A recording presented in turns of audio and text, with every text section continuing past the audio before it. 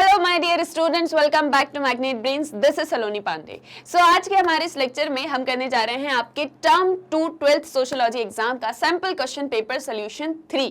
जी हाँ, हमने हमारे प्रीवियस लेक्चर्स में sample question paper solution 1 and solution 2 complete कर लिया था और जो भी आपके 12th सोशियोलॉजी का सिलेबस है जिसमें सारे आपके 5 चैप्टर्स आने वाले हैं उससे रिलेटेड सभी मोस्ट इंपॉर्टेंट क्वेश्चंस को हम यहाँ पर कर रहे हैं आंसर हमारे सैंपल क्वेश्चन पेपर्स के अंदर।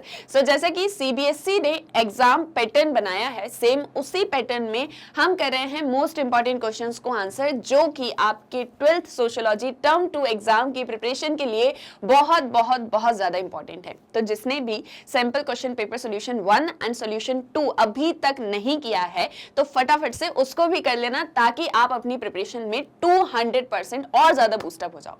ठीक है, स्टार्ट करते हैं इस पेपर को सॉल्व करना, बट सबसे पहले जनरल इंस्ट्रक्शंस को पढ़ लेते हैं कि सारा पेपर जो है वो किस तरह से फॉर्म हुआ है। सो बेसिकली आपका ये जो पेपर होगा that will B of maximum 40 marks, यानी कि 40 मार्क्स का आपका पेपर होने वाला है एंड आपके पास में 2 आवर्स होंगे एंड साथ साथ में यहाँ पर आपके पास में 14 क्वेश्चंस होने वाले हैं जिसके अंदर सभी क्वेश्चंस कंपलसरी हैं। In short 14 questions, 2 hours, 40 marks और आपको सारे 14 क्वेश्चंस को आंसर करना है। आपको इंटरनल चॉइस मिल सकती है क्वेश्चंस के अंदर, बट क्वेश्चंस सारे अटेम्प्ट करने हैं।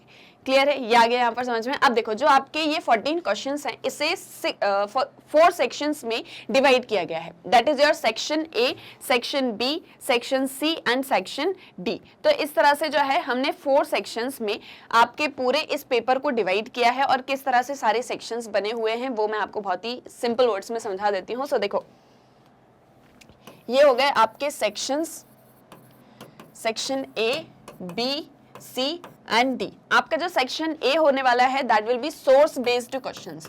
सोर्स बेस्ड क्वेश्चंस यानी कि यहाँ पर आपको एक छोटा सा पैराग्राफ दिया रहेगा, उससे रिलेटेड आपसे एक क्वेश्चन पूछा जाएगा, आपको उस क्वेश्चन को आंसर करना होगा। यहाँ पर सिर्फ 2 क्वेश्चंस है, that is your question number 1 and question number 2, और ये दोनों ही 1 मार्क्स के हैं। ठीक है, दोनों ही जो है 1 मार्क्स के हैं और क्योंकि 1 मार्क के हैं तो इनकी वर्ड लिमिट भी कम है। आपको इन क्वेश्चंस को सिर्फ और सिर्फ 10 to 15 वर्ड्स के अंदर आंसर करना है।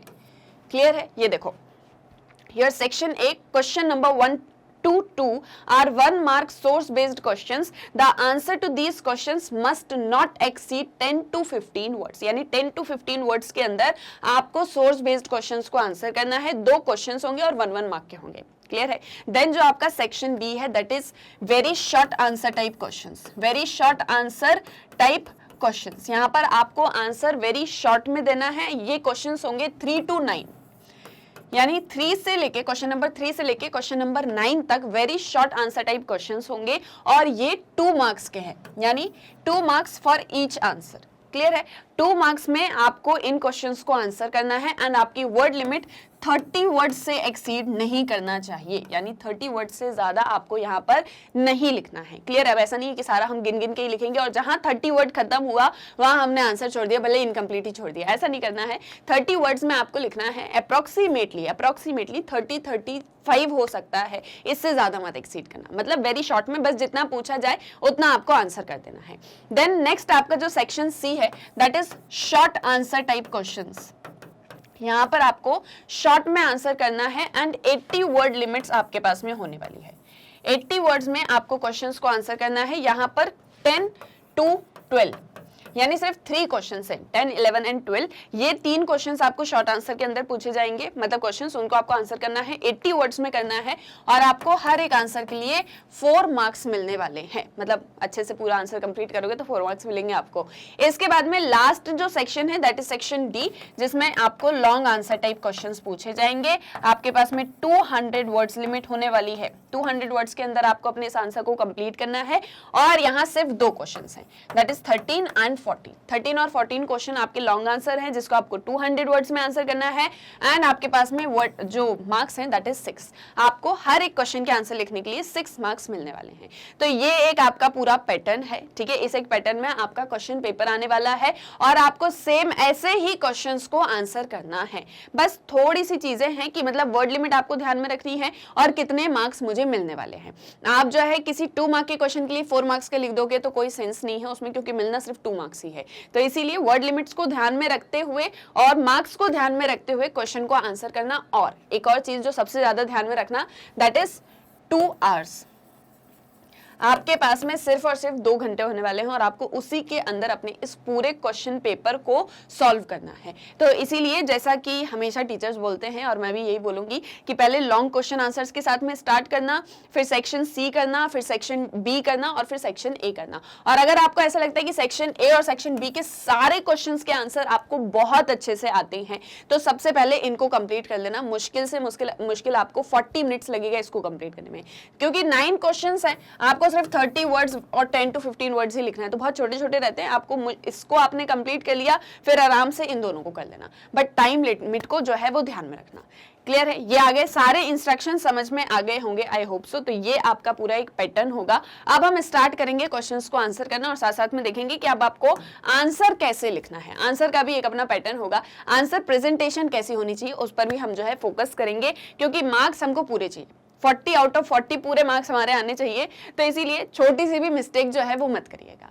अब स्टार्ट करते हैं section A, that is source based questions के साथ में, और ये क्वेश्चन नंबर 1 और उसका पैराग्राफ। ओके, देखो क्वेश्चन मतलब पैराग्राफ क्या बोल रहा है कि T industry begin in India in 1851। Most of the tea gardens were situated in Assam. T industry जो है वो इंडिया में 1851 से स्टार्ट होती है।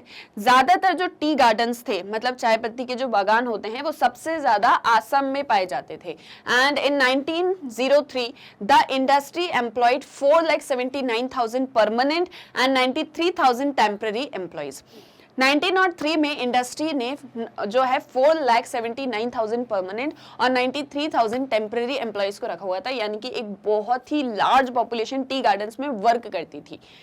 Since Assam was sparsely populated and the tea plantations were often located on uninhabited hillsides, bulk of the sorely needed labor had to be imported from other provinces। अब क्योंकि आसम की जो पॉपुलेशन है वो बहुत ही कम है, उसके कम होने का कारण ये है कि यहाँ पर जो पूरी हिल स्लाइड्स हैं वो बहुत ही अनइनहेबिटेड है, मतलब वहाँ पर रहना जो है वो बहुत ही मुश्किल होता है। ठीक है, इसीलिए वहाँ पर बहुत ही कम पॉपुलेशन रहती है, लेकिन वहाँ पर टी गार्डन सबसे ज़्यादा हैं, तो इसीलिए वहाँ काम करने के लिए हमें लोगों को ज़बरदस्ती जो है लेकर आना पड़ता है, उनको दूसरे जो है स्टेट से, डिस्ट्रिक्ट से इम्पोर्ट करना पड़ता है और फिर उसके बाद हम उनको टी गार्डन्स में काम करवाते हैं। क्लियर है? This was all your paragraph और दी सोर्स, और ये कौन से चैप्टर से लिया गया है ये पता करना किसका काम है? आपका काम है। ठीक है, अब इससे रिलेटेड जो क्वेश्चन आएगा हम उसको आंसर करेंगे। This is your question number 1। Why labour had to be imported from other provinces in Assam. Assam से लेबर को जो है वो इम्पोर्ट, मतलब आसाम में लेबर को इंपोर्ट दूसरे प्रोविंसेस से क्यों किया जाता था, मतलब जो दूसरे और प्रोविंसेस थे वहां से हम क्यों लेबर को इंपोर्ट करते थे आसाम में? क्या आंसर होगा? बहुत ही सिंपल सा क्वेश्चन है, अभी आपने पैराग्राफ में इस एक चीज को समझा। So the answer will be, since Assam was sparsely populated and the tea plantations were often located on uninhabited hillsides, so bulk of the sorely needed labor had to be imported from other provinces। क्योंकि आसम जो है उसकी population बहुत कम है और जितने भी ज्यादा टी प्लांटेशंस हैं वो जनरली जो है अनइनहेबिटेड हिल स्लाइड्स पर हैं, ऐसी हिल स्लाइड्स पर हैं जहां जो है रहा नहीं जा सकता। और आसम का भी एक जो है मतलब पूरी इकोलॉजी इन्वायरमेंट कुछ इस तरीके का है कि वहां पर बहुत ज्यादा पॉपुलेशन भी नहीं है, तो इसीलिए हमको जो है लेबर को इम्पोर्ट करना पड़ता है दूसरे प्रोविंसेस से। सो बहुत ही सिंपल सा क्वेश्चन था और इसका बहुत ही सिंपल सा आंसर।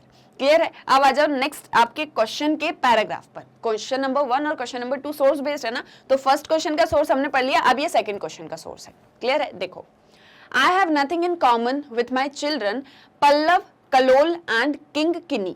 क्लियर है? मेरे बच्चों के साथ में किसी भी तरह की कोई भी चीज कॉमन नहीं है। और बच्चे कौन कौन है? पल्लव, कलोल एंड किंग किनी।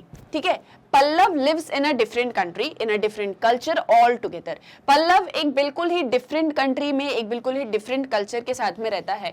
We for instance had worn the mekhela chador from the age of 12, but now my daughter Kinkini, a student of business management and Guwahati university, wears pant and baggy shirts. वो ये बोलते हैं, मतलब यहाँ पर एक फादर हैं जो अपने बच्चों के बारे में बता रहे हैं, वो ये बोलते हैं कि हम, यानी कि हम इन द सेंस कि पेरेंट्स और जो हमारे बच्चे हैं, that is Pallav, Kallol and Kinkini, इनका हमारे बीच में किसी भी तरह की कोई कॉमन चीज नहीं है। पल्लव जो है वो बिल्कुल एक दूसरी कंट्री में रहता है तो उसका कल्चर भी बिल्कुल अलग है। किंकिनी जो हमारी डॉटर है वो गुवाहाटी यूनिवर्सिटी में पढ़ती है, जो कि पैंट्स और बगी शर्ट्स वगैरह पहनती है, मतलब बहुत ही लूज जो है शर्ट और उसके बाद में पैंट वगैरह पहनती है। और हम जब 12 मतलब ईयर्स ओल्ड हुआ करते थे तभी से हमने मेकेला चादर जो है ये पहनना स्टार्ट कर दिया था। And Kallol likes to sport a mass of unruly hair on his head, और कलोल जो है वो बहुत ही ज्यादा, मतलब उसने जो है बड़े ही घने घने से बाल वगैरह जो है अपने सर पे रखे हुए हैं। And when I feel listening to Meera bhajan, Kallol and Kinkini choose to play their favourite pop numbers by Whitney Houston. तो वो ये बोलते हैं कि मुझे तो है मीरा के भजन सुनना बहुत अच्छा लगता है, लेकिन मेरे जो बच्चे हैं कलोल और किंकिनी, वो दोनों को पॉप म्यूजिक सुनना बहुत अच्छा लगता है। At times, when I feel like singing a few lines of Bargeet, Kinkin plays to western tunes on her guitar। तो जब मुझे जो है मतलब बरगीत के गाने सुनना अच्छा लगता है तो जो मेरे बच्चे हैं उनको गिटार पर जो है मतलब अपनी तरह की म्यूजिक सुनना बहुत ज्यादा अच्छा लगता है। तो इसीलिए उनके और हमारे बीच में किसी भी तरह की कोई कॉमननेस नहीं है। क्लियर है? पैराग्राफ आगे समझ में क्या बोला जा रहा है? पैराग्राफ तो अच्छे से समझ में आ गया होगा। अभी जब क्वेश्चन पूछा जाएगा तो उसका आंसर आप सभी को देना है, ठीक है, कमेंट सेक्शन में। और साथ साथ में नोटबुक और पेन, जैसा हमेशा बोला है, वो अपने साथ में रखना है। जो भी इंपॉर्टेंट पॉइंट्स, जो भी इंपॉर्टेंट क्वेश्चंस मैं बता रही हूँ, सबको नोट करते चलना है। ऐसा भी हो सकता है कि आपकी पढ़ाई पूरी हो चुकी है बट शायद आपने सही डायरेक्शन में पढ़ाई नहीं की थी, शायद आपने मोस्ट इंपॉर्टेंट क्वेश्चन को स्किप कर दिया था, आपको ऐसा लगा था कि शायद ये नहीं आएगा। तो इसीलिए अभी ये सैंपल क्वेश्चन पेपर से वो भी क्लियर हो जाएगा आपको कि कौन कौन से क्वेश्चन मोस्ट इंपॉर्टेंट है, तो उसे भी पढ़ लेना, ठीक है। तो इसलिए मार्क करते हुए चलना। अब देखो क्वेश्चन क्या है, what kind of cultural change has been represented in the above paragraph. ये जो अभी आपने एक पैराग्राफ पढ़ा उसमें आपको किस तरह का एक कल्चरल चेंज देखने को मिल रहा है, या पैराग्राफ किस तरह का एक कल्चरल चेंज हमें दिखाता है? बताइए। आपने कल्चरल चेंज के बारे में पढ़ा हुआ है चैप्टर 2 के अंदर। चैप्टर 2 पूरा आपका कल्चरल चेंज को लेकर है। आपने उसमें किस तरह के चेंजेस पढ़े हैं और ये एक पैराग्राफ आपने किस एक परसेप्ट में पढ़ा था, उसको जो है पूरा ध्यान करिए, तब आप इस क्वेश्चन को अच्छे से आंसर कर पाएंगे। So the correct answer here is westernization. Westernization or Western ideas has been reflected in the above paragraph. Westernization among the middle class marks generational difference more complex. तो यहाँ पर आपका आंसर ये होगा कि वेस्टर्नाइजेशन या वेस्टर्न आइडियाज इस paragraph से मुझे देखने को मिलते हैं, क्योंकि जब वेस्टर्नाइजेशन जो है वो इंडिया में होता है, वेस्टर्नाइजेशन की वजह से हम जो वेस्ट के आइडियाज होते हैं, उनके जो भी सारे मतलब उनके जो भी टेस्ट, उनके जो भी प्रेफरेंसेस, उनकी लाइफ स्टाइल, उसको हम भी फॉलो करना स्टार्ट कर देते हैं। तो इस वेस्टर्नाइजेशन की वजह से जनरेशनल डिफरेंस जो है वो और ज्यादा कॉम्प्लेक्स हो जाता है, क्योंकि जो न्यू जनरेशन है उन्हें वेस्टर्न कल्चर बहुत ज्यादा जो है एक तरीके से अफेक्ट करता है या इन्फ्लुएंस करता है, बट जो अभी भी ओल्ड जनरेशन है उन्हें अपने वही जो सारी चीजों में वो रहे हैं स्टार्टिंग से, बचपन से ही, उनको वही सारी चीजें सुनना अच्छा लगता है। लाइक भजन सुनना अच्छा लगता है, सुबह उठ के न्यूज़पेपर पढ़ना अच्छा लगता है। लेकिन जो आज की जनरेशन है उसे सुबह उठ के व्हाट्सएप चेक करना अच्छा लगता है और साथ साथ में पॉप म्यूजिक और ये सारी चीजें अच्छी लगती हैं। तो ये जनरेशनल डिफरेंस जो है ये वेस्टर्नाइजेशन की वजह से और ज्यादा कॉम्प्लेक्स हो गया है। ये आपका इस पर्टिकुलर क्वेश्चन का आंसर होगा। क्लियर है? ये भी आ गया यहाँ तक समझ में। तो इस तरह से आपके जो है सोर्स बेस्ड क्वेश्चंस होंगे, जो आपके चैप्टर्स में से सोर्सेज होते हैं उनमें से उठाए जाएंगे। स्पेशली जो आपके चैप्टर्स में बॉक्स वगैरह दिए रहते हैं जिन्हें हम बहुत बार इग्नोर कर देते हैं, उन बॉक्सेस में से ही ये क्वेश्चन जो है आते हैं और उसके बाद में आपसे उसी से रिलेटेड क्वेश्चन पूछा जाता है। क्लियर है? ये भी आ गया यहाँ पर समझ में। अब आ जाते हैं नेक्स्ट सेक्शन पे, that is your section number B, very short answer type questions. अब यहाँ पर आपको वेरी शॉर्ट में आंसर करना, और जैसे कि मैंने अभी आपको बताया कि ये 2 मार्क्स के क्वेश्चंस हैं और साथ ही साथ में आपके पास में 30 वर्ड लिमिट से आपको उतने में ही इसको आंसर करना है। क्लियर है? मैं बस जब यहाँ पर आपको आंसर्स बताऊंगी, जैसे कोई भी पर्टिकुलर क्वेश्चन है उसके आंसर, तो मैं आपको यहाँ सारी पॉसिबिलिटीज बताने वाली हूँ कि आप उसमें कौन कौन से पॉइंट्स ऐड कर सकते हो। बट जब आप एग्जाम हॉल में रहो और जब आप वहां पर क्वेश्चन को आंसर कर रहे हो, तब आप बिल्कुल वर्ड लिमिट के अंदर रहते हुए उतने ही पॉइंट्स लिखना जितने रिक्वायर्ड हैं। ठीक है? एक्स्ट्रा मत लिखना। एक्स्ट्रा मैं क्यों बता रही हूँ? एक्स्ट्रा मैं इसलिए बता रही हूँ ताकि मान लो जैसे 3 पॉइंट्स आपने याद किए तो उसमें से एटलीस्ट 2 तो याद रहेंगे ही एग्जाम टाइम पे, तो इसलिए मैं आपको जो है एक्स्ट्रा इन्फॉर्मेशन भी दे रही हूँ। क्लियर है? अब आ जाओ क्वेश्चन नंबर 3 पे, that is what is a small scale industry. एक स्मॉल स्केल इंडस्ट्री क्या होती है वो आपको बताना है। तो बहुत ही सिंपल सा क्वेश्चन है, बस आपको जस्ट उसकी जो है एक डेफिनेशन लिख देनी है। सो आपने बताया कि small scale industry is an industry defined by the investment of capital made into it. Generally, it is an industry with a small turnover of less than 1 crore. Example of such industries include jute industry, leather industry, etc.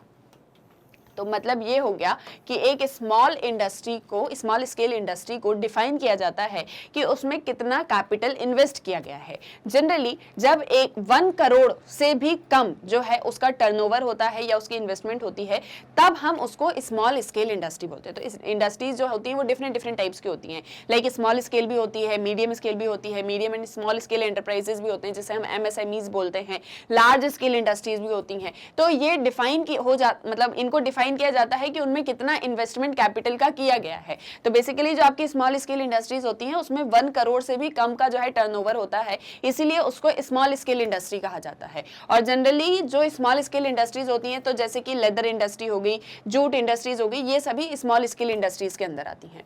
Clear है? ये भी आ गया यहाँ पर समझ में। तो ऐसे आपको जो है बस शॉर्ट में आंसर दे देना है और साथ साथ में हाईलाइट्स भी करने हैं। जैसे मैं भी यहाँ पर हाईलाइट करती हूँ, आपको दिखता नहीं, ये मेरा पेन जो है वो चलता ही रहता है। तो इसीलिए क्योंकि वो चीजें आपको भी समझ में आ जाए और आपको ये पता चल जाए कि आप जब एग्जाम में आंसर लिखोगे तो आपको वहां पर किस तरह से हाईलाइट्स करने हैं।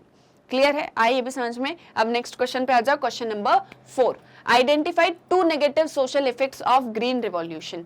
ग्रीन रिवॉल्यूशन के 2 नेगेटिव इफेक्ट्स आपको बताने हैं। अब देखो कैसे बताओगे, कौन कौन से होते हैं नेगेटिव इफेक्ट्स ग्रीन रिवॉल्यूशन की। ग्रीन रिवॉल्यूशन आपने पढ़ा हुआ है ना, कौन से चैप्टर में पता है वो बताओ, और साथ साथ में मुझे फटाक से कमेंट सेक्शन में बताओ कि उसके क्या 2 नेगेटिव सोशल इफेक्ट्स होते हैं।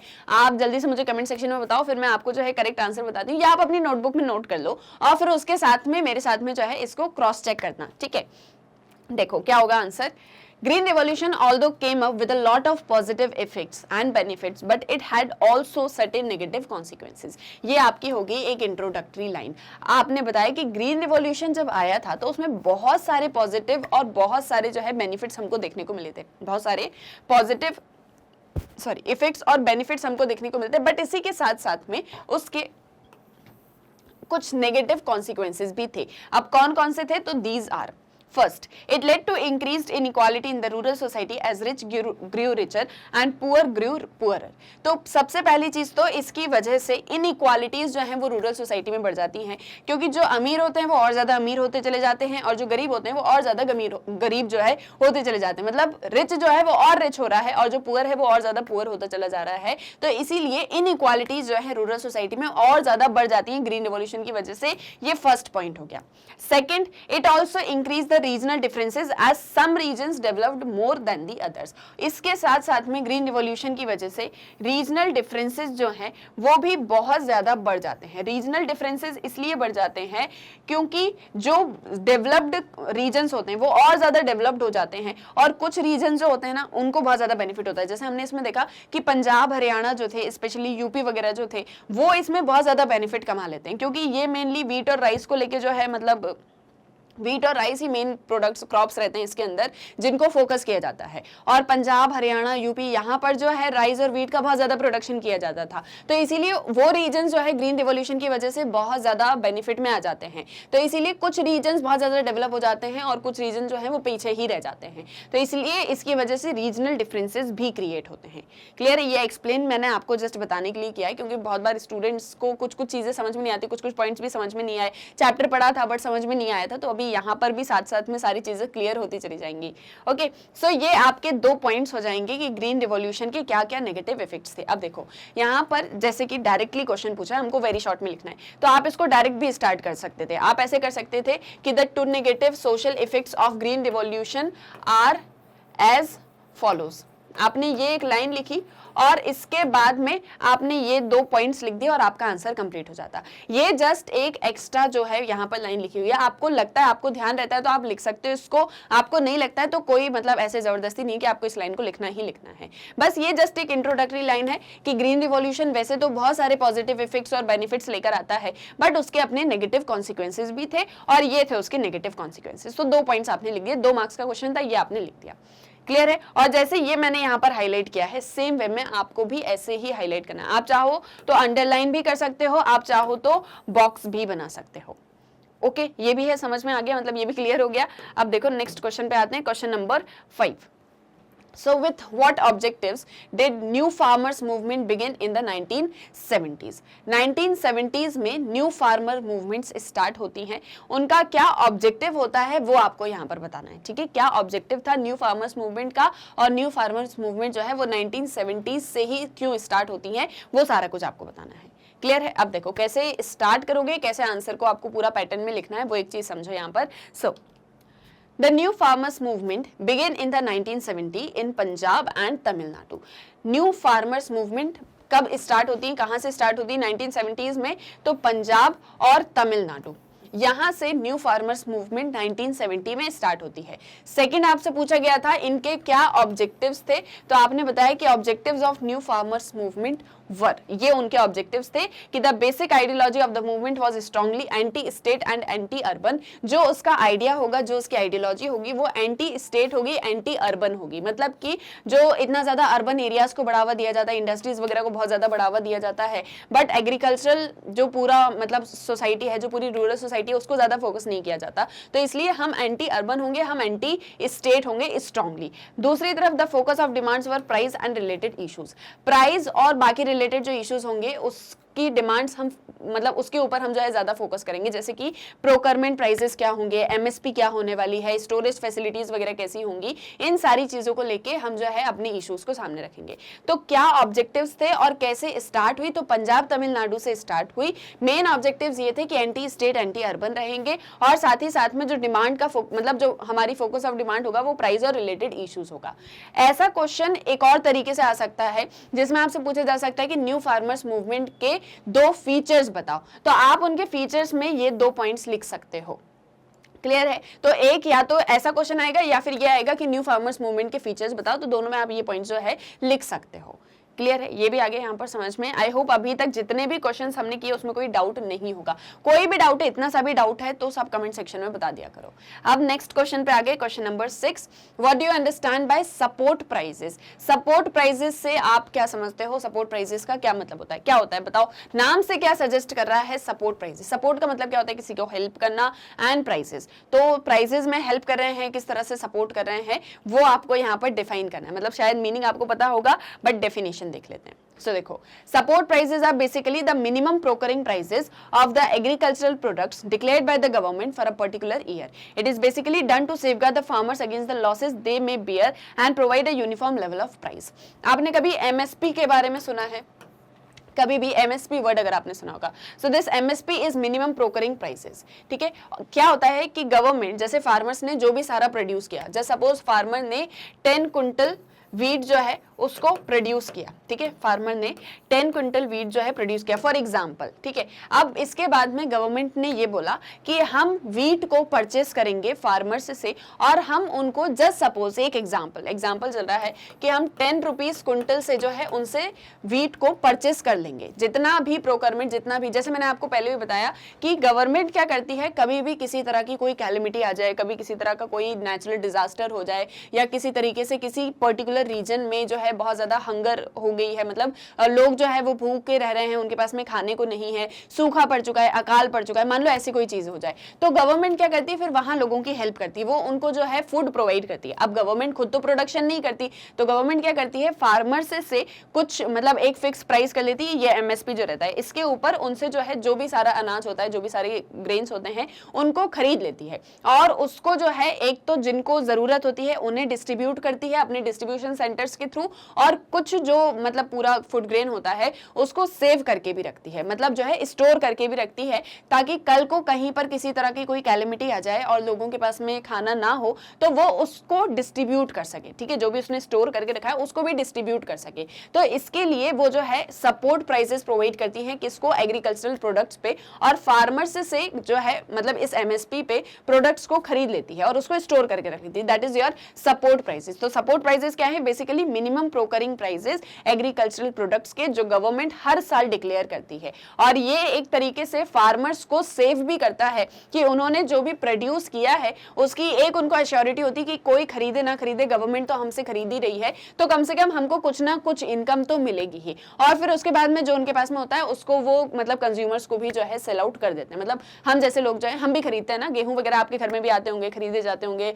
अनाज आता होगा, हर महीने राशन आता होगा, तो इस तरीके से हम भी जो है मतलब उनसे परचेस कर लेते हैं। तो इस तरीके से फार्मर्स को सेफगार्ड करते हैं ताकि उनको कल को किसी तरह के बहुत ज़्यादा जो है लॉसेस फेस ना करने पड़े। क्लियर है? ये होते हैं आपके सपोर्ट प्राइजेस। ये इसकी डेफिनेशन है। मीनिंग मैंने आपको बता दिया, मीनिंग मैंने आपको इन जनरल बता दिया कि सपोर्ट प्राइजेस क्या होते हैं, बट अभी डेफिनेशन जब पूछने पर आएंगे तो आपको इस तरह से उसको पूरा डिफाइन करना है। क्या होता है ना कि बहुत बार हमको चीज़ों के बारे में पता तो होता है कि हाँ इसका मीनिंग ये होता है, बट जब हम उसको अपने वर्ड्स में लिखना चाहते हैं तो नहीं लिख पाते हैं क्योंकि हमको डेफिनेशन नहीं पता होती और दूसरी चीज़ हम प्रैक्टिस नहीं करते। तो इसीलिए अभी आपको प्रैक्टिस भी करना है और किस तरह से आपको आंसर्स को लिखना है वो भी मैं आपको बता रही हूँ। क्लियर है? अब आ जाओ नेक्स्ट क्वेश्चन पे। Question number 7, how does industrialization lead to greater inequality? Industrialization की वजह से इनइक्वालिटीज कैसे बढ़ती हैं, ठीक है, या इंडस्ट्रियलाइजेशन कैसे इनइक्वालिटीज को बढ़ावा देती है वो आपको यहाँ पर बताना है। ठीक है, अब देखो कैसे लिखोगे, क्या क्या पॉइंट्स आप इसमें ऐड करोगे। So according to many sociologist, industrialization leads to greater equality in certain sphere. It reduces the social inequality to a certain extent, and however it increases the economic or income inequality. Further, in many cases older forms of discrimination persist even in new factory और workplace settings. तो यहाँ पर ये कहा जा रहा है कि बहुत सारे सोशोलॉजिस्ट का मानना है कि इंडस्ट्रियलाइजेशन से इक्वालिटी बढ़ती है, मतलब कि इंडस्ट्रियलाइजेशन इक्वालिटी बढ़ाती है और इनइक्वालिटी को खत्म करने की बात करती है। इसकी वजह से बहुत सारी सोशल इनइक्वालिटी खत्म हुई है, लेकिन इसी के साथ साथ में जो इकोनॉमिक और इनकम इनइक्वालिटी है वो बढ़ गई है, क्योंकि इंडस्ट्रियलाइजेशन की वजह से क्या हुआ है कि इंडस्ट्रीज में सभी लोग काम करते हैं, चाहे वो किसी भी कास्ट से बिलोंग करते हो, चाहे वो किसी भी रिलीजन से बिलोंग करते हो, चाहे उनका कोई भी सोशो इकोनॉमिक स्टेटस हो, सभी इंडस्ट्रीज में एक साथ काम करते हैं। जैसे फॉर एग्जांपल, जब सपोज मतलब आपने ये चीजें देखी होंगी कि कोई भी इंडस्ट्री हो, वहां जितने भी वर्कर्स होते हैं तो वो डिफरेंट कास्ट से बिलोंग करते हैं, डिफरेंट जो है मतलब रीजन से आते हैं, उनके अपने डिफरेंट जो है मतलब सोशो इकोनॉमिक स्टेटस होते हैं, बट सभी साथ में काम करते हैं। लेकिन पहले क्या होता था, पहले ये होता था कि आपकी जो कास्ट होगी उसके अकॉर्डिंग आपकी ऑक्यूपेशन होगी, लेकिन धीरे धीरे टाइम के साथ में जब लोगों के पास में काम नहीं था, उनके पास में किसी तरह का कोई लाइवलीहुड नहीं था, कोई इनकम का सोर्स नहीं था, तो वो in search of job urban areas में जाते हैं और अल्टीमेटली इन इंडस्ट्रीज में काम करने स्टार्ट कर देते हैं। तो इसकी वजह से जो सोशल इनइक्वालिटीज थी हमारी सोसाइटी के अंदर वो कम हो जाती हैं, लेकिन इसके साथ साथ में इकोनॉमिक और इनकम इनइक्वालिटी बढ़ जाती है, क्योंकि बहुत बार ये चीजें देखी गई हैं कि इक्वल पे नहीं किया जाता है इक्वल वर्क को लेके। दूसरी तरफ इंडस्ट्रियलाइजेशन एक ऐसा सिस्टम है जिसमें जो रिच है वो और ज्यादा रिच होता चला जाता है और जो पुअर है वो और ज्यादा पुअर ही बना रह जाता है। तो इनकम और इकोनॉमिक इनइक्वालिटी बढ़ती है, और इसी के साथ साथ में हमने देखा है कि वर्क प्लेस में मतलब आप भले ही जितने भी वर्कर्स हैं irrespective of their caste, religion, region, वो सभी एक ही जगह पर काम करते हैं, एक ही इंडस्ट्री के अंदर काम करते हैं, बट जब वो अपनी वर्क प्लेस सेटिंग में होते हैं तो बहुत बार डिस्क्रिमिनेशन भी देखा गया है। जैसे ये भी चीजें देखी गई हैं कि जैसे फॉर एग्जांपल कोई पर्सन अगर लो कास्ट का है तो हाई कास्ट का कोई वर्कर होगा तो वो उसके साथ में बैठ के खाना नहीं खाएगा या उसका पानी नहीं पिएगा। तो वर्क प्लेस सेटिंग में भी डिस्क्रिमिनेशन हमको देखने को मिला है, बट इसके साथ में जो बहुत सारे सोशोलॉजिस्ट का कहना है कि रिड्यूस करता है इनइक्वालिटी को, बट बहुत बार जो एग्जैक्ट रियलिटी देखी गई है कि इकोनॉमिक और इनकम इनइक्वालिटी इसकी वजह से बढ़ती है। क्लियर है? तो कैसे इंडस्ट्रियलाइजेशन और ज्यादा इनइक्वालिटी को बढ़ावा देता है, तो इस तरह से इट इंक्रीजेस इकोनॉमिक और income inequality and in many cases older forms of discrimination persist even in the new factory और वर्कप्लेस सेटिंग। सो इस तरह से आपको अपने इस क्वेश्चन के आंसर को कंप्लीट करना है। ये भी आ गया समझ में। अब नेक्स्ट क्वेश्चन पर आ जाते हैं, question number 8, that is Adivasi experiences of marginalization and their sense of injustice were mobilized to create shared Jharkhand identity. Adivasi का जो एक्सपीरियंस था कि उनको बहुत ज्यादा जो है उनके साथ में इनजस्टिस हुआ है, बहुत अन्याय हुआ है, साथ ही साथ में वो बहुत ही मार्जिनलाइज्ड हैं, बहुत ज्यादा फैसिलिटीज अपॉर्चुनिटीज उनको नहीं मिलती है। तो ये जो सारे आदिवासी के एक्सपीरियंसेस थे, जब ये सभी आदिवासी ने फील किए तो धीरे धीरे करके एक शेयर्ड झारखंडी आइडेंटिटी जो है वो क्रिएट हो जाती है। So mention the issues against which leaders of Jharkhand agitated. तो आपने झारखंड मूवमेंट के बारे में पढ़ा है, ट्राइबल मूवमेंट्स में आपने झारखंड के बारे में पढ़ा है, तो आपको ये बताना है कि कौन कौन से वो इश्यूज थे जिसके अगेंस्ट में झारखंड के पीपल ने जो है एगिटेट किया था, या झारखंड के पीपल ने जो है मतलब क्या किया था, एक तरीके से इश्यूज को रेस किया था या अपनी आवाज उठाई थी। तो वो आपको इश्यूज यहाँ पर बताने हैं एक एक करके, बट ये ध्यान रखना है कि 30 वर्ड्स में ही बताना है और 2 मार्क्स के अंदर ही क्वेश्चन को आंसर करना है। बस क्वेश्चन ये बोल रहा है कि आदिवासी के एक्सपीरियंसेस की वजह से झारखंड आइडेंटिटी क्रिएट होती है, तो झारखंड के पीपल ने कौन कौन से इश्यूज को हाईलाइट किया था वो आपको यहाँ पर मेंशन करना है। क्लियर है? क्वेश्चन आगे समझ में। अब देखो आंसर में क्या सारे पॉइंट्स आप ऐड करोगे।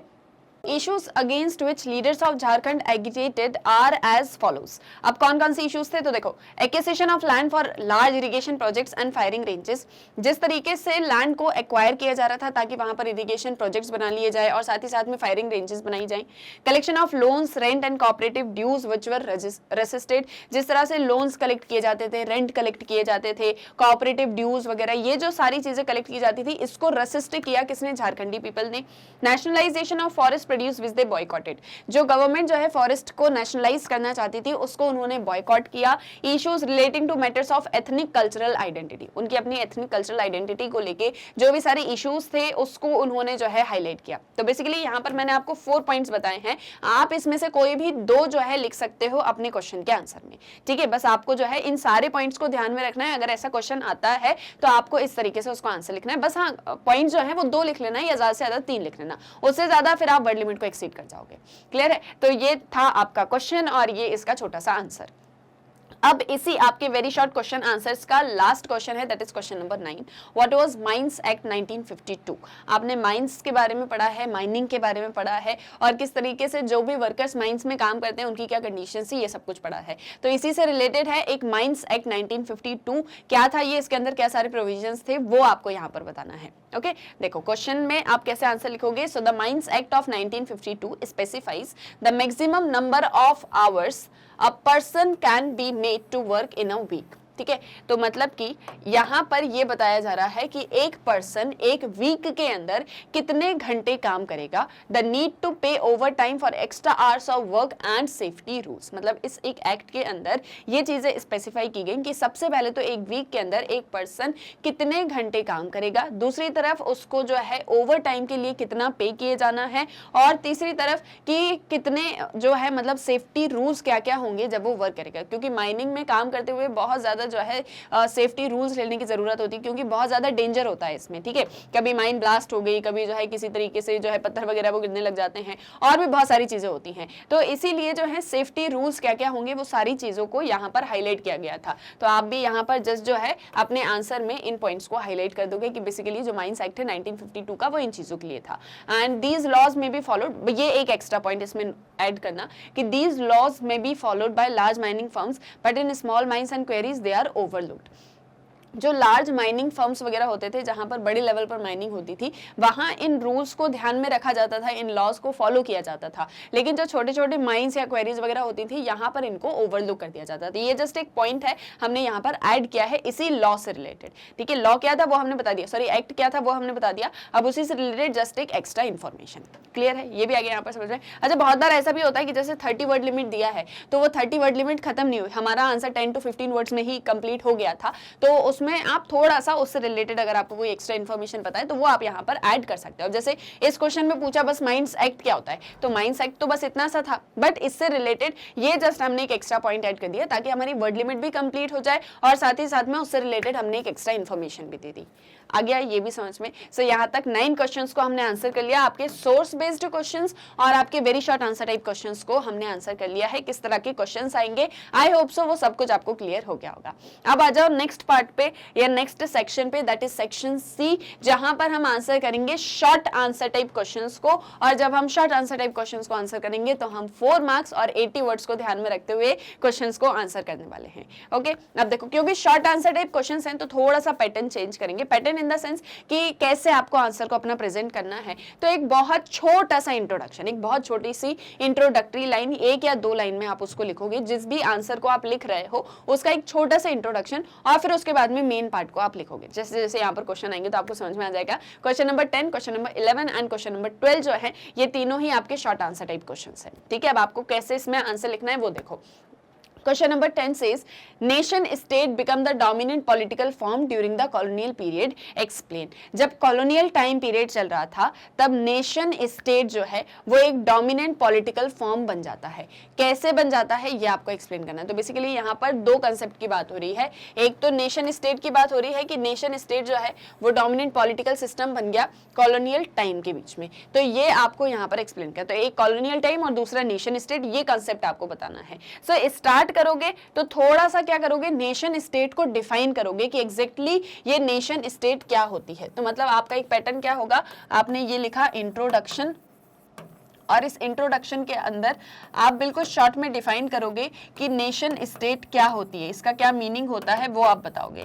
और फिर उसके बाद आपका मेन पार्ट जो है वो स्टार्ट होगा यहाँ से कि nation state became the dominant political form during the colonial period. ये आपने पूरा लिखा और फिर इसके अंदर जितने भी पॉइंट्स आपको ऐड करने हैं वो आप इसके अंदर लिखोगे. तो पैटर्न को इस तरीके से आपको फॉलो करना है शॉर्ट आंसर टाइप क्वेश्चन में. अब देखो कैसे स्टार्ट किया हमने.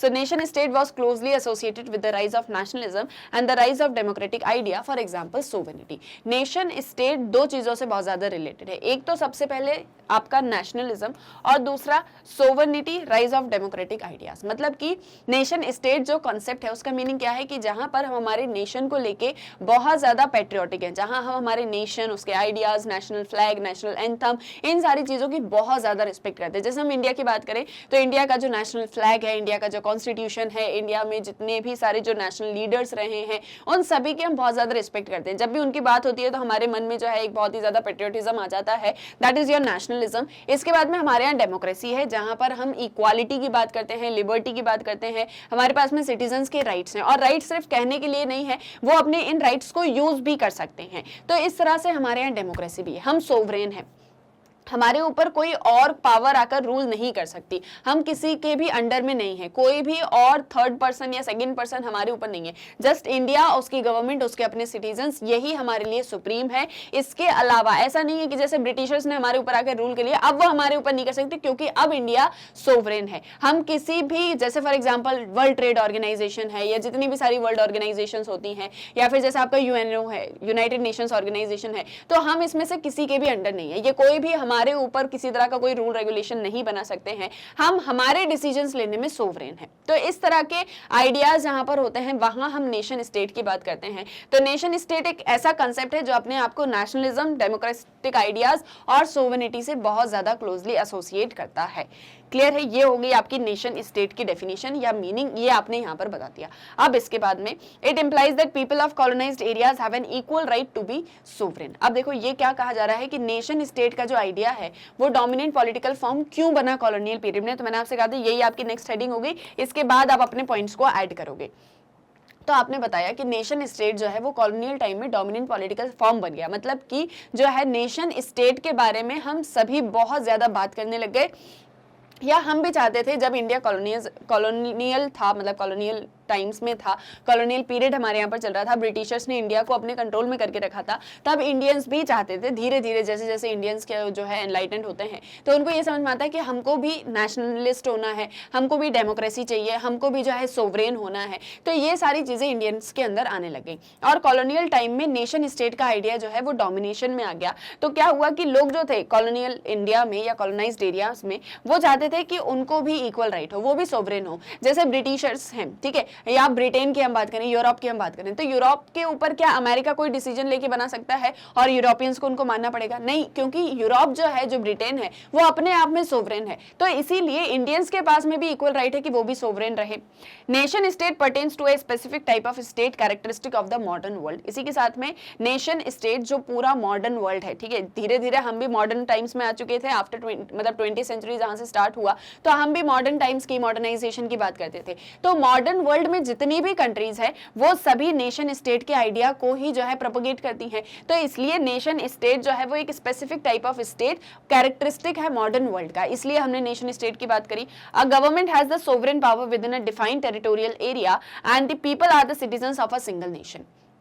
एक गवर्नमेंट की सोवरेन पावर है अपने एरिया के ऊपर। इंडिया में जो भी गवर्नमेंट होगी, जो भी गवर्नमेंट हम फॉर्म करेंगे, पीपल जिसे भी फॉर्म करेंगे, चूज करेंगे, वो पूरी उसके मतलब उसके पास में पूरी पावर होगी अपने इस नेशन को लेके। वो उसको यहाँ पर लेके सारे सिटीजन्स के फेवर में, वेलफेयर को लेके जो है मतलब डिसीजंस ले सकता है। And the people are the citizens of a single nation. और जो भी लोग होंगे वो सिर्फ और सिर्फ इंडिया के ही पीपल होंगे। उसके ऊपर कोई और आके रूल करे और इंडियन पीपल्स के लिए लॉज वगैरह बनाए, उनको जो है इधर से उधर, एक जगह से दूसरी जगह इंपोर्ट एक्सपोर्ट करते रहे, ये नहीं होना चाहिए। जैसे कि हमने देखा कि अभी टी प्लांटेशन की हमने बात करी कि कैसे जो है टी प्लांटेशंस थे आसम में, तो वहां पर लोगों को जबरदस्ती लेके आया जाता था काम करवाने के लिए। तो सिटीजन्स के पास में अपने राइट्स हैं, ठीक है, उन्हें भी अधिकार है कि वो एक अच्छी लाइफ जिए। तो इसलिए नेशन स्टेट का आइडिया जो है वो डोमिनेट होता है। So thus nation state emerge as the dominant political form due to the British colonialism which was based on the capitalist system. तो इसीलिए धीरे धीरे टाइम के साथ में nation state dominant political form बनता है। ब्रिटिश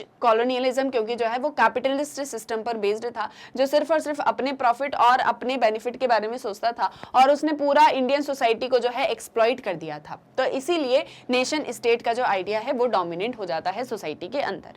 क्लियर है, ये भी आगे यहाँ पर समझ में। तो इस तरह से आपको अपने सारे पॉइंट्स यहाँ पर लिखने हैं और फाइनली कंक्लूड कर देना। तो कंक्लूजन में यही आता है कि इसीलिए इन रीजंस की वजह से ऐसा ऐसा हुआ था। ठीक है भाई, आपका कंक्लूजन होता है शॉर्ट आंसर क्वेश्चंस में। ये आगे यहाँ पर समझ में कि कैसे स्टार्ट करना है आंसर को और कैसे सारे पॉइंट्स को लिखना है। बेसिकली 4 क्वेश्चन मतलब 4 मार्क्स के ये सारे क्वेश्चंस हैं और आपको 80 वर्ड्स लिखना है। तो आप क्या कर सकते हो, 4 पॉइंट्स भी अगर आपने लिखे तो आपके जो है 80 वर्ड्स कंप्लीट हो जाते हैं। 4 पॉइंट्स ऐसा नहीं कि आपने एक एक लाइन के 4 पॉइंट्स लिख दिए तो 80 वर्ड्स हो गए। 4 पॉइंट्स अच्छे से आप जहाँ उसको थोड़ा सा डिस्क्राइब करते हुए लिखते हो। क्लियर है। अब आ जाओ नेक्स्ट क्वेश्चन पे, that is your question number 11। आप देख रहे हो यहाँ पर कि क्वेश्चन नंबर 11 जो है वो और में पूछा गया है। तो और में पूछा है मतलब आपको इन दोनों में से किसी एक क्वेश्चन को ही आंसर करना है। तो आप जब एग्जाम हॉल में होगे तो आपको दोनों में से किसी एक क्वेश्चन को ही आंसर करना है। बट जब यहाँ पर हम सैंपल क्वेश्चन पेपर में क्वेश्चन को आंसर कर रहे हैं तो मैं आपको दोनों ही क्वेश्चन के आंसर बताऊंगी। हाँ, आपको जब एग्जाम हॉल में जो भी अच्छे से आता हो आप उसको अटेम्प्ट करना। ओके, अब देखो कौन कौन से क्वेश्चन हैं। तो सबसे पहले, what mark these 19th century social reform attempts was the modern context and mix of ideas, interpret the given statement। 19th century के जो सोशल रिफॉर्म मूवमेंट्स हो रहे थे उसमें मॉडर्न कंटेक्स्ट भी था और मिक्स ऑफ आइडियाज भी था। इस एक स्टेटमेंट को आपको इंटरप्रेट करना है। आपने मिक्स ऑफ आइडियाज के बारे में पढ़ा हुआ है। बेसिकली मिक्स ऑफ आइडिया क्या है, जहां पर हम मॉडर्न आइडियाज और हमारे ट्रेडिशनल आइडियाज को मिक्स करके फिर जो है सोसाइटी में रिफॉर्म की बात करते हैं। तो बेसिकली आपको इस एक चीज को यहाँ पर थोड़ा सा स्टेटमेंट को एक्सप्लेन करना है। ये आपका थोड़ा सा जो है एनालिटिकल क्वेश्चन है। एनालिटिकल इन द सेंस कि आपको यहाँ पर थोड़ा सा घुमा फिरा के क्वेश्चन पूछा है, आपको एनालाइज करते हुए हर एक चीज को बताना है। ठीक है, थोड़ा सा जो है मतलब दिमाग का थोड़ा ज्यादा यूज करना है। नेक्स्ट है, what is the relationship between modernization and secularization. Modernization और सेक्युलराइजेशन के बीच में क्या एक रिलेशनशिप होती है, उस रिलेशनशिप को आपको यहाँ पर एक्सप्लेन करना है। तो ये डायरेक्ट क्वेश्चन है, आपने डायरेक्ट किस चीज के बारे में पढ़ा हुआ है चैप्टर के अंदर तो आप उसको एक्सप्लेन कर दोगे। बट ये थोड़ा सा इनडायरेक्ट क्वेश्चन है, तो इसमें थोड़ा सा और ज्यादा दिमाग लगा के फिर अच्छे से आंसर को फ्रेम करना है। मतलब भले ही आपको आंसर में जो भी सारे पॉइंट्स लिखने हैं वो सारे आते होंगे, बट एग्जैक्टली कैसे उसको फ्रेम करना है वो आप यहाँ पर समझ जाना। क्लियर है, ये आगे क्वेश्चन समझ में। अब देखो आंसर एक एक करके आंसर देखेंगे। सबसे पहले ये मिक्स ऑफ आइडियाज का आंसर देखते हैं। सो these 19th century social reform attempts was the modern context and mix of ideas as it was a creative combination of modern ideas of western liberalism and a new look on traditional literature। तो basically start कैसे करोगे, जैसे मैंने आपको एक introduction बोला, तो आप पहले लिखोगे कि 19th सेंचुरी में जो भी सारे सोशल रिफॉर्मर्स थे, जैसे कि राजा राम मोहन रॉय, सर सैयद अहमद खान, ज्योतिबा फुले, सावित्रीबाई फुले, इसके बाद में और भी ढेर सारे जितने भी आपने सारे अपने चैप्टर के अंदर पढ़े हुए हैं, तो उसमें से 2-4 के आपने नाम लिए कि इन 19th century these social reformers played a very important role in bringing changes और reforms in the Indian society। Clear है कि इंडियन सोसाइटी में चेंज रिफॉर्म लाने में इन्होंने एक बहुत ही इंपॉर्टेंट, एक बहुत ही मेजर रोल प्ले किया। और स्पेशली इन्होंने जो down trodden sections of the society थे, जैसे कि पुअर पीपल, जैसे कि वुमेन, उनके इश्यूज को हाईलाइट किया। क्लियर है, ये जो मैंने 2 पॉइंट्स अभी आपको बताए, इसको लिख के आप अपने इस क्वेश्चन के आंसर को स्टार्ट करोगे। वो आपका एक छोटा सा इंट्रोडक्शन होगा। इसके बाद में हम मेन पॉइंट्स पर आएंगे कि कैसे 19th सेंचुरी में जो सोशल रिफॉर्म्स हुए वो मिक्स ऑफ आइडियाज और मॉडर्न कंटेक्स्ट में थे। तो आपने सबसे पहला पॉइंट बताया कि एक बड़ा ही क्रिएटिव कॉम्बिनेशन था जिसके अंदर मॉडर्न आइडियाज थे, वेस्टर्न लिबरलिज्म के, और ट्रेडिशनल लिटरेचर भी था। मतलब कि अगर हम इंडिया की यहाँ पर बात कर रहे हैं तो इंडिया के जो स्क्रिप्चर्स रहे हैं, इंडिया का जो लिटरेचर रहा है, जिसने हमें बताया है कि इंडिया का कल्चर कैसा है, इंडिया में क्या सारी चीजें होनी चाहिए और इंडियन पीपल को किस तरह से अपनी लाइफ को लीड करना चाहिए, एक वो चीज। और दूसरी तरफ वेस्टर्न कंट्रीज के जो आइडियाज थे, जैसे लिबरलिज्म की हम बात करें, लिबर्टी की हम बात करें, फ्रीडम की हम बात कर रहे हैं, तो इन दोनों आइडियाज को मिक्स करके फिर उसके बाद में हमने रिफॉर्म्स लाने की बात कही। Raja Ram Mohan Roy attacked the practice of sati on the basis of both appeals to humanitarian and natural rights doctrine as well as Hindu शास्त्र। अब जैसे राजा राम मोहन रॉय ने बात करी कि सती प्रथा को हमको खत्म करना है, तो उन्होंने सती प्रथा को खत्म करने के लिए जो है ह्यूमैनिटेरियन ग्राउंड्स की भी बात करी और साथ ही साथ में हिंदू शास्त्र की भी बात करी। मतलब उन्होंने ये कहा कि ये जो सती प्रथा चलती, सती प्रथा में क्या होता था कि हस्बैंड की डेथ के बाद में जो वाइफ होती थी वो भी अपने आप को उसी चिता में जला लेती थी। मतलब जो हस्बैंड की जो चिता होती थी उसी पर ही वाइफ भी लेट जाती थी और वो भी अपने आप को जला लेती थी कि मेरा अब जो है, मतलब मेरे पति अब इस दुनिया में नहीं है तो मेरे रहने का भी कोई मतलब नहीं है। ये एक आइडिया जो है सोसाइटी के अंदर प्रिवेल करते थे। तो उन्होंने कहा कि सबसे पहले तो अगर हम ह्यूमैनिटेरियन ग्राउंड्स की बात करें तो ये एक चीज गलत है, क्योंकि यहाँ पर जो एक वुमेन है वो अपने आप को जिंदा जला ले रही है और इस एक चीज को हम सभी सोसाइटी में रहने वाले लोग जो है बस देख रहे हैं यहाँ पर खड़े होके। तो सबसे पहली चीज तो ह्यूमैनिटेरियन ग्राउंड्स, मानवता की खातिर भी ये एक चीज गलत है।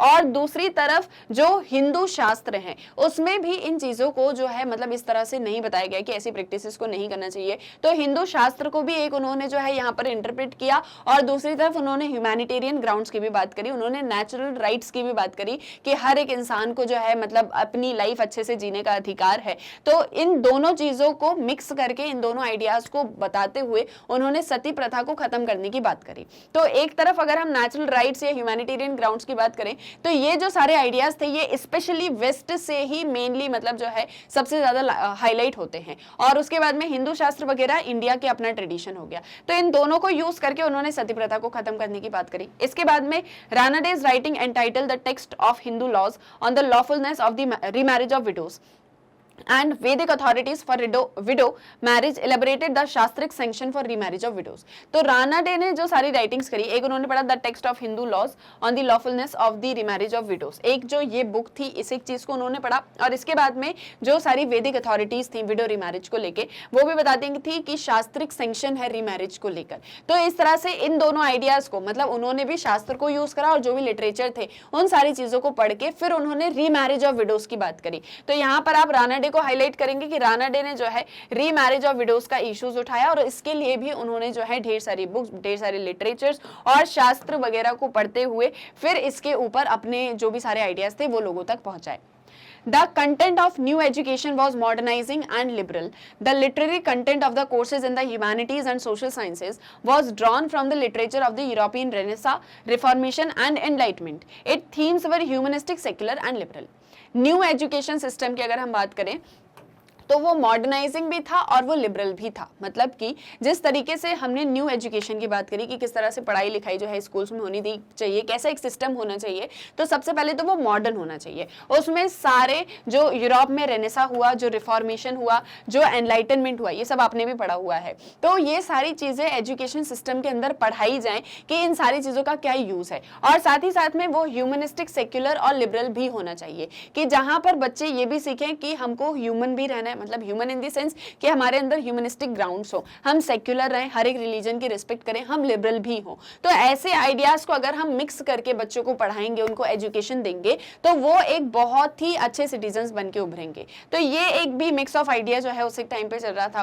Sir Syed Ahmad Khan's interpretation of Islam emphasize the validity of free inquiry and the alleged similarities between the Quranic revelations and the laws of nature discovered by modern science.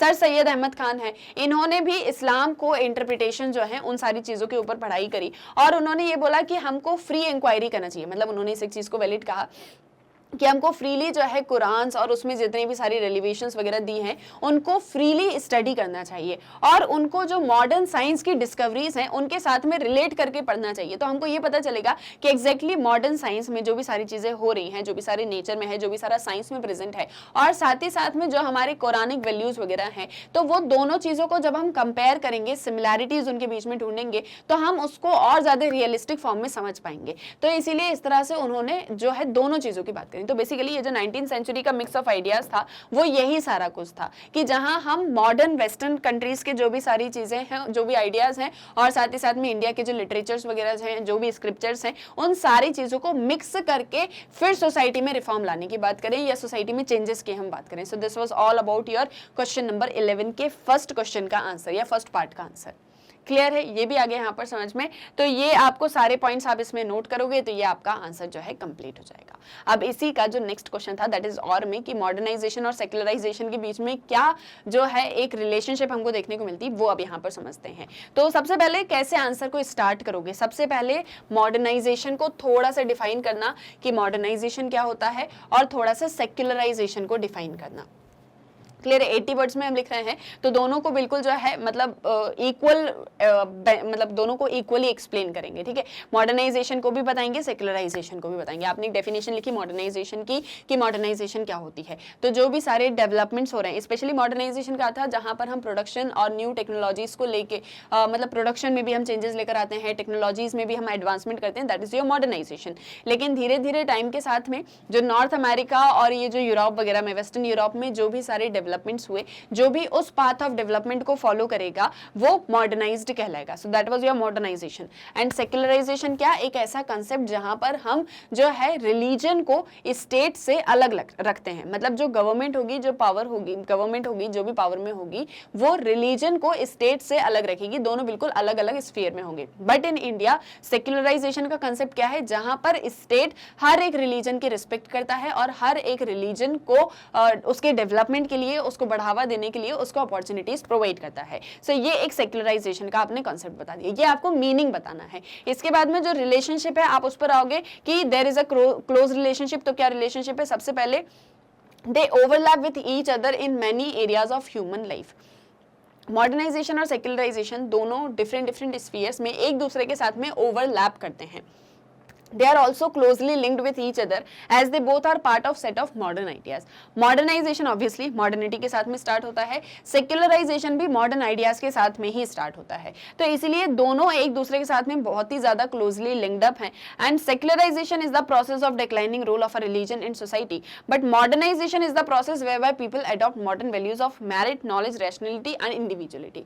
तो secularization एक ऐसा process है जहाँ पर हम religion के role को society में कम कर देते हैं। बट मॉडर्नाइजेशन जो है वो एक ऐसा प्रोसेस है जहां पर हम मॉडर्न वैल्यूज को अडॉप्ट करते हैं कि हमको ज्यादा से ज्यादा नॉलेज हो, हम ज्यादा से ज्यादा इंडिविजुअल पर फोकस करें, हम ज्यादा से ज्यादा रीजन पर फोकस करें, हम ज्यादा से ज्यादा नॉलेज पर फोकस करें, मैरिट पर फोकस करें। तो ये जो है इन दोनों के बीच की एक रिलेशनशिप है कि जहां हम एक तरफ रिलीजन की बात कर रहे हैं, वहां मतलब स्टेट का रोल हम रिलीजन से कम कर रहे हैं, और दूसरी तरफ हम मॉडर्नाइजेशन में न्यू मॉडर्न वैल्यूज की बात करते हैं।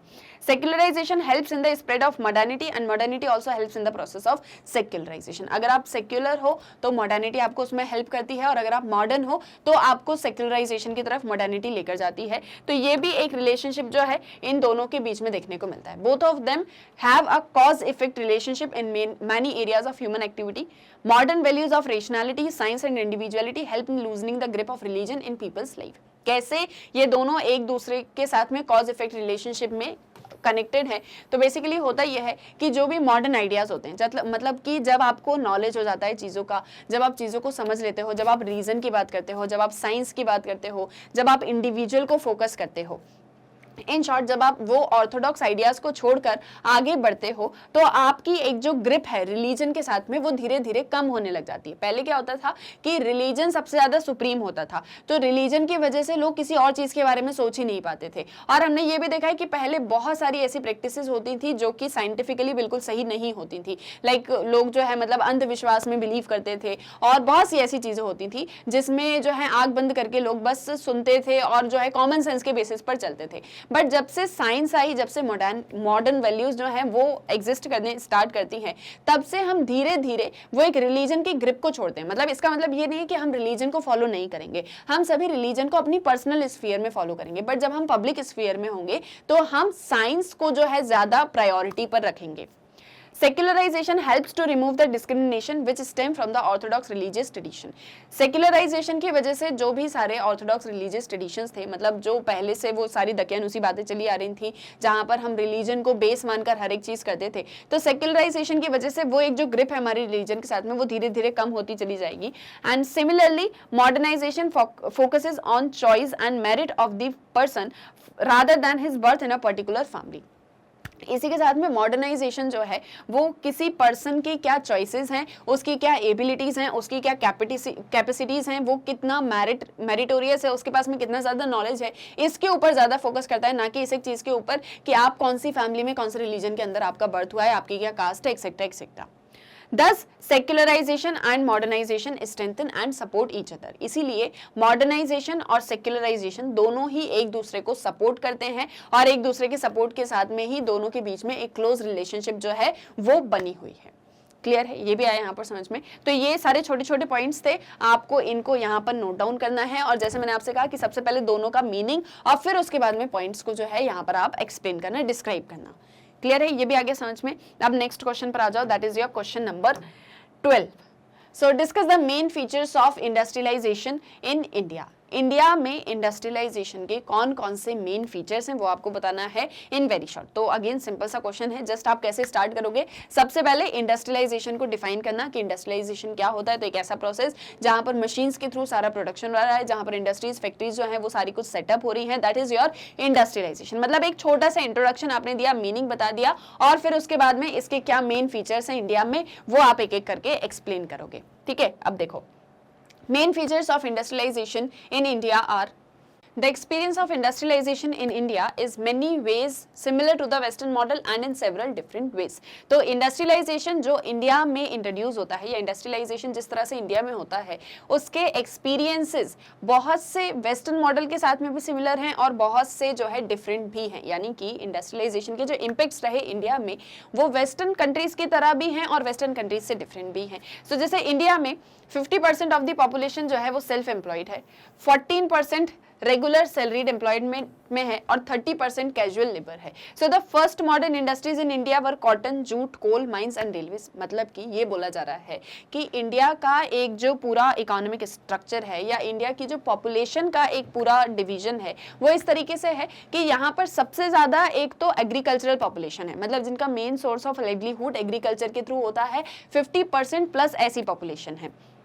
इसके बाद में जो 14% पॉपुलेशन है वो रेगुलर सैलरीड एम्प्लॉयमेंट में है यानी कि ऑर्गेनाइज्ड सेक्टर में है, 30% कैजुअल लेबर है और इंडिया में 90% अनऑर्गेनाइज्ड सेक्टर है। मतलब जो बची हुई पॉपुलेशन है उसमें से 90% जो है वो अनऑर्गेनाइज्ड सेक्टर के अंदर एम्प्लॉयड है। कुछ इस तरीके से पॉपुलेशन का डिवीजन है, मतलब मेनली जो है वो एग्रीकल्चर में है, उसके बाद में थोड़ी बहुत 14% जो है वो रेगुलर सैलरी में है और 30% जो है वो कैजुअल लेबर में है। क्लियर है।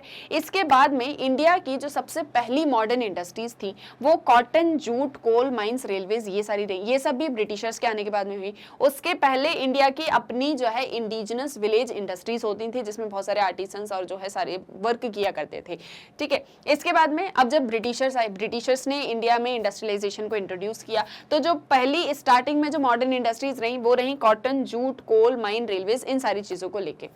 इंडिपेंडेंस के बाद में ठीक है, ये सारी मतलब इंडस्ट्री जो है वो ब्रिटिशर्स के टाइम पर इंडिया में प्रिवलेंट थी और इंडिया के अंदर रन हो रही थी और मेनली जो यहाँ से सारा प्रॉफिट था वो ब्रिटिशर्स के ही पास में जाता था। इंडियन जस्ट यहाँ पर जो है वर्क किया करते थे जिसके लिए उनको थोड़े बहुत वेजेस मिलते थे। इंडिपेंडेंस के बाद में जो सेंट्रल गवर्नमेंट है उसने commanding Heights of the economy को अपने हाथ में ले लिया और बहुत सारी स्पेशली जैसे डिफेंस है, ट्रांसपोर्ट है, कम्युनिकेशन, पावर, माइनिंग और जो अदर प्रोजेक्ट्स जो सिर्फ और सिर्फ गवर्नमेंट के पास में थे और इनको लेके गवर्नमेंट ही रूल्स रेगुलेशन ऑपरेशंस बना सकती थी, थोड़ा बहुत जो जितना भी जरूरी था उतना प्राइवेट इंडस्ट्रीज फ्लरिश हो रही थी। तो बेसिकली इंडस्ट्रियलाइजेशन जो है इंडिया में, एक तो वो बहुत कुछ वेस्टर्न मॉडल से भी सिमिलर है और बहुत कुछ डिफरेंट भी है। वेस्टर्न मॉडल से सिमिलर जो है वो इतना है कि इंडिया में इंडस्ट्रियलाइजेशन स्टार्ट होता है, यहाँ भी इंडस्ट्रीज के थ्रू, मशीन्स के थ्रू जो है मतलब प्रोडक्शन होना स्टार्ट हो जाता है और वर्कर्स यहाँ भी काम करते हैं। बट बेसिक जो मेन चीज है कि इंडिया में इंडस्ट्रियलाइजेशन के आने से डी इंडस्ट्रियलाइजेशन होता है, क्योंकि हमारी जो अपनी इंडिजिनस विलेज इंडस्ट्रीज हैं वो कोलैप्स होना, डिक्लाइन होना स्टार्ट कर देती हैं। धीरे धीरे करके ब्रिटिशर्स जो हैं वो इंडस्ट्रीज को सेटअप करते हैं। जो भी इंडियंस इन अपॉर्चुनिटीज को ग्रैब कर पाते हैं वो इस इंडस्ट्रियलाइजेशन के साथ में खुद भी फ्लरिश कर जाते हैं। और धीरे धीरे लेकिन ब्रिटिशर्स जब तक इंडिया में रहते हैं तो इंडिया की इकोनॉमी एक्सप्लॉइट ही होती है, ठीक है। इंडिया की इकोनॉमी जो है वो ज्यादा से ज्यादा एक्सप्लॉइट हो जाती है। फिर उसके बाद में जब हम इंडिपेंडेंस तक आते हैं तो जो हमारे नेशनलिस्ट लीडर्स होते हैं, जो भी हमारे सारे मेन लीडर्स होते हैं, वो किसकी बात करते हैं कि इंडिया में भी अब हमको इंडस्ट्रियलाइजेशन करना है और बहुत तेजी से करना है, क्योंकि अगर हमको इकोनॉमी को रिवाइव करना है, हमको सोसाइटी में जो है वेलफेयर लेकर आना है, तो हमको इंडस्ट्रियलाइजेशन करना होगा।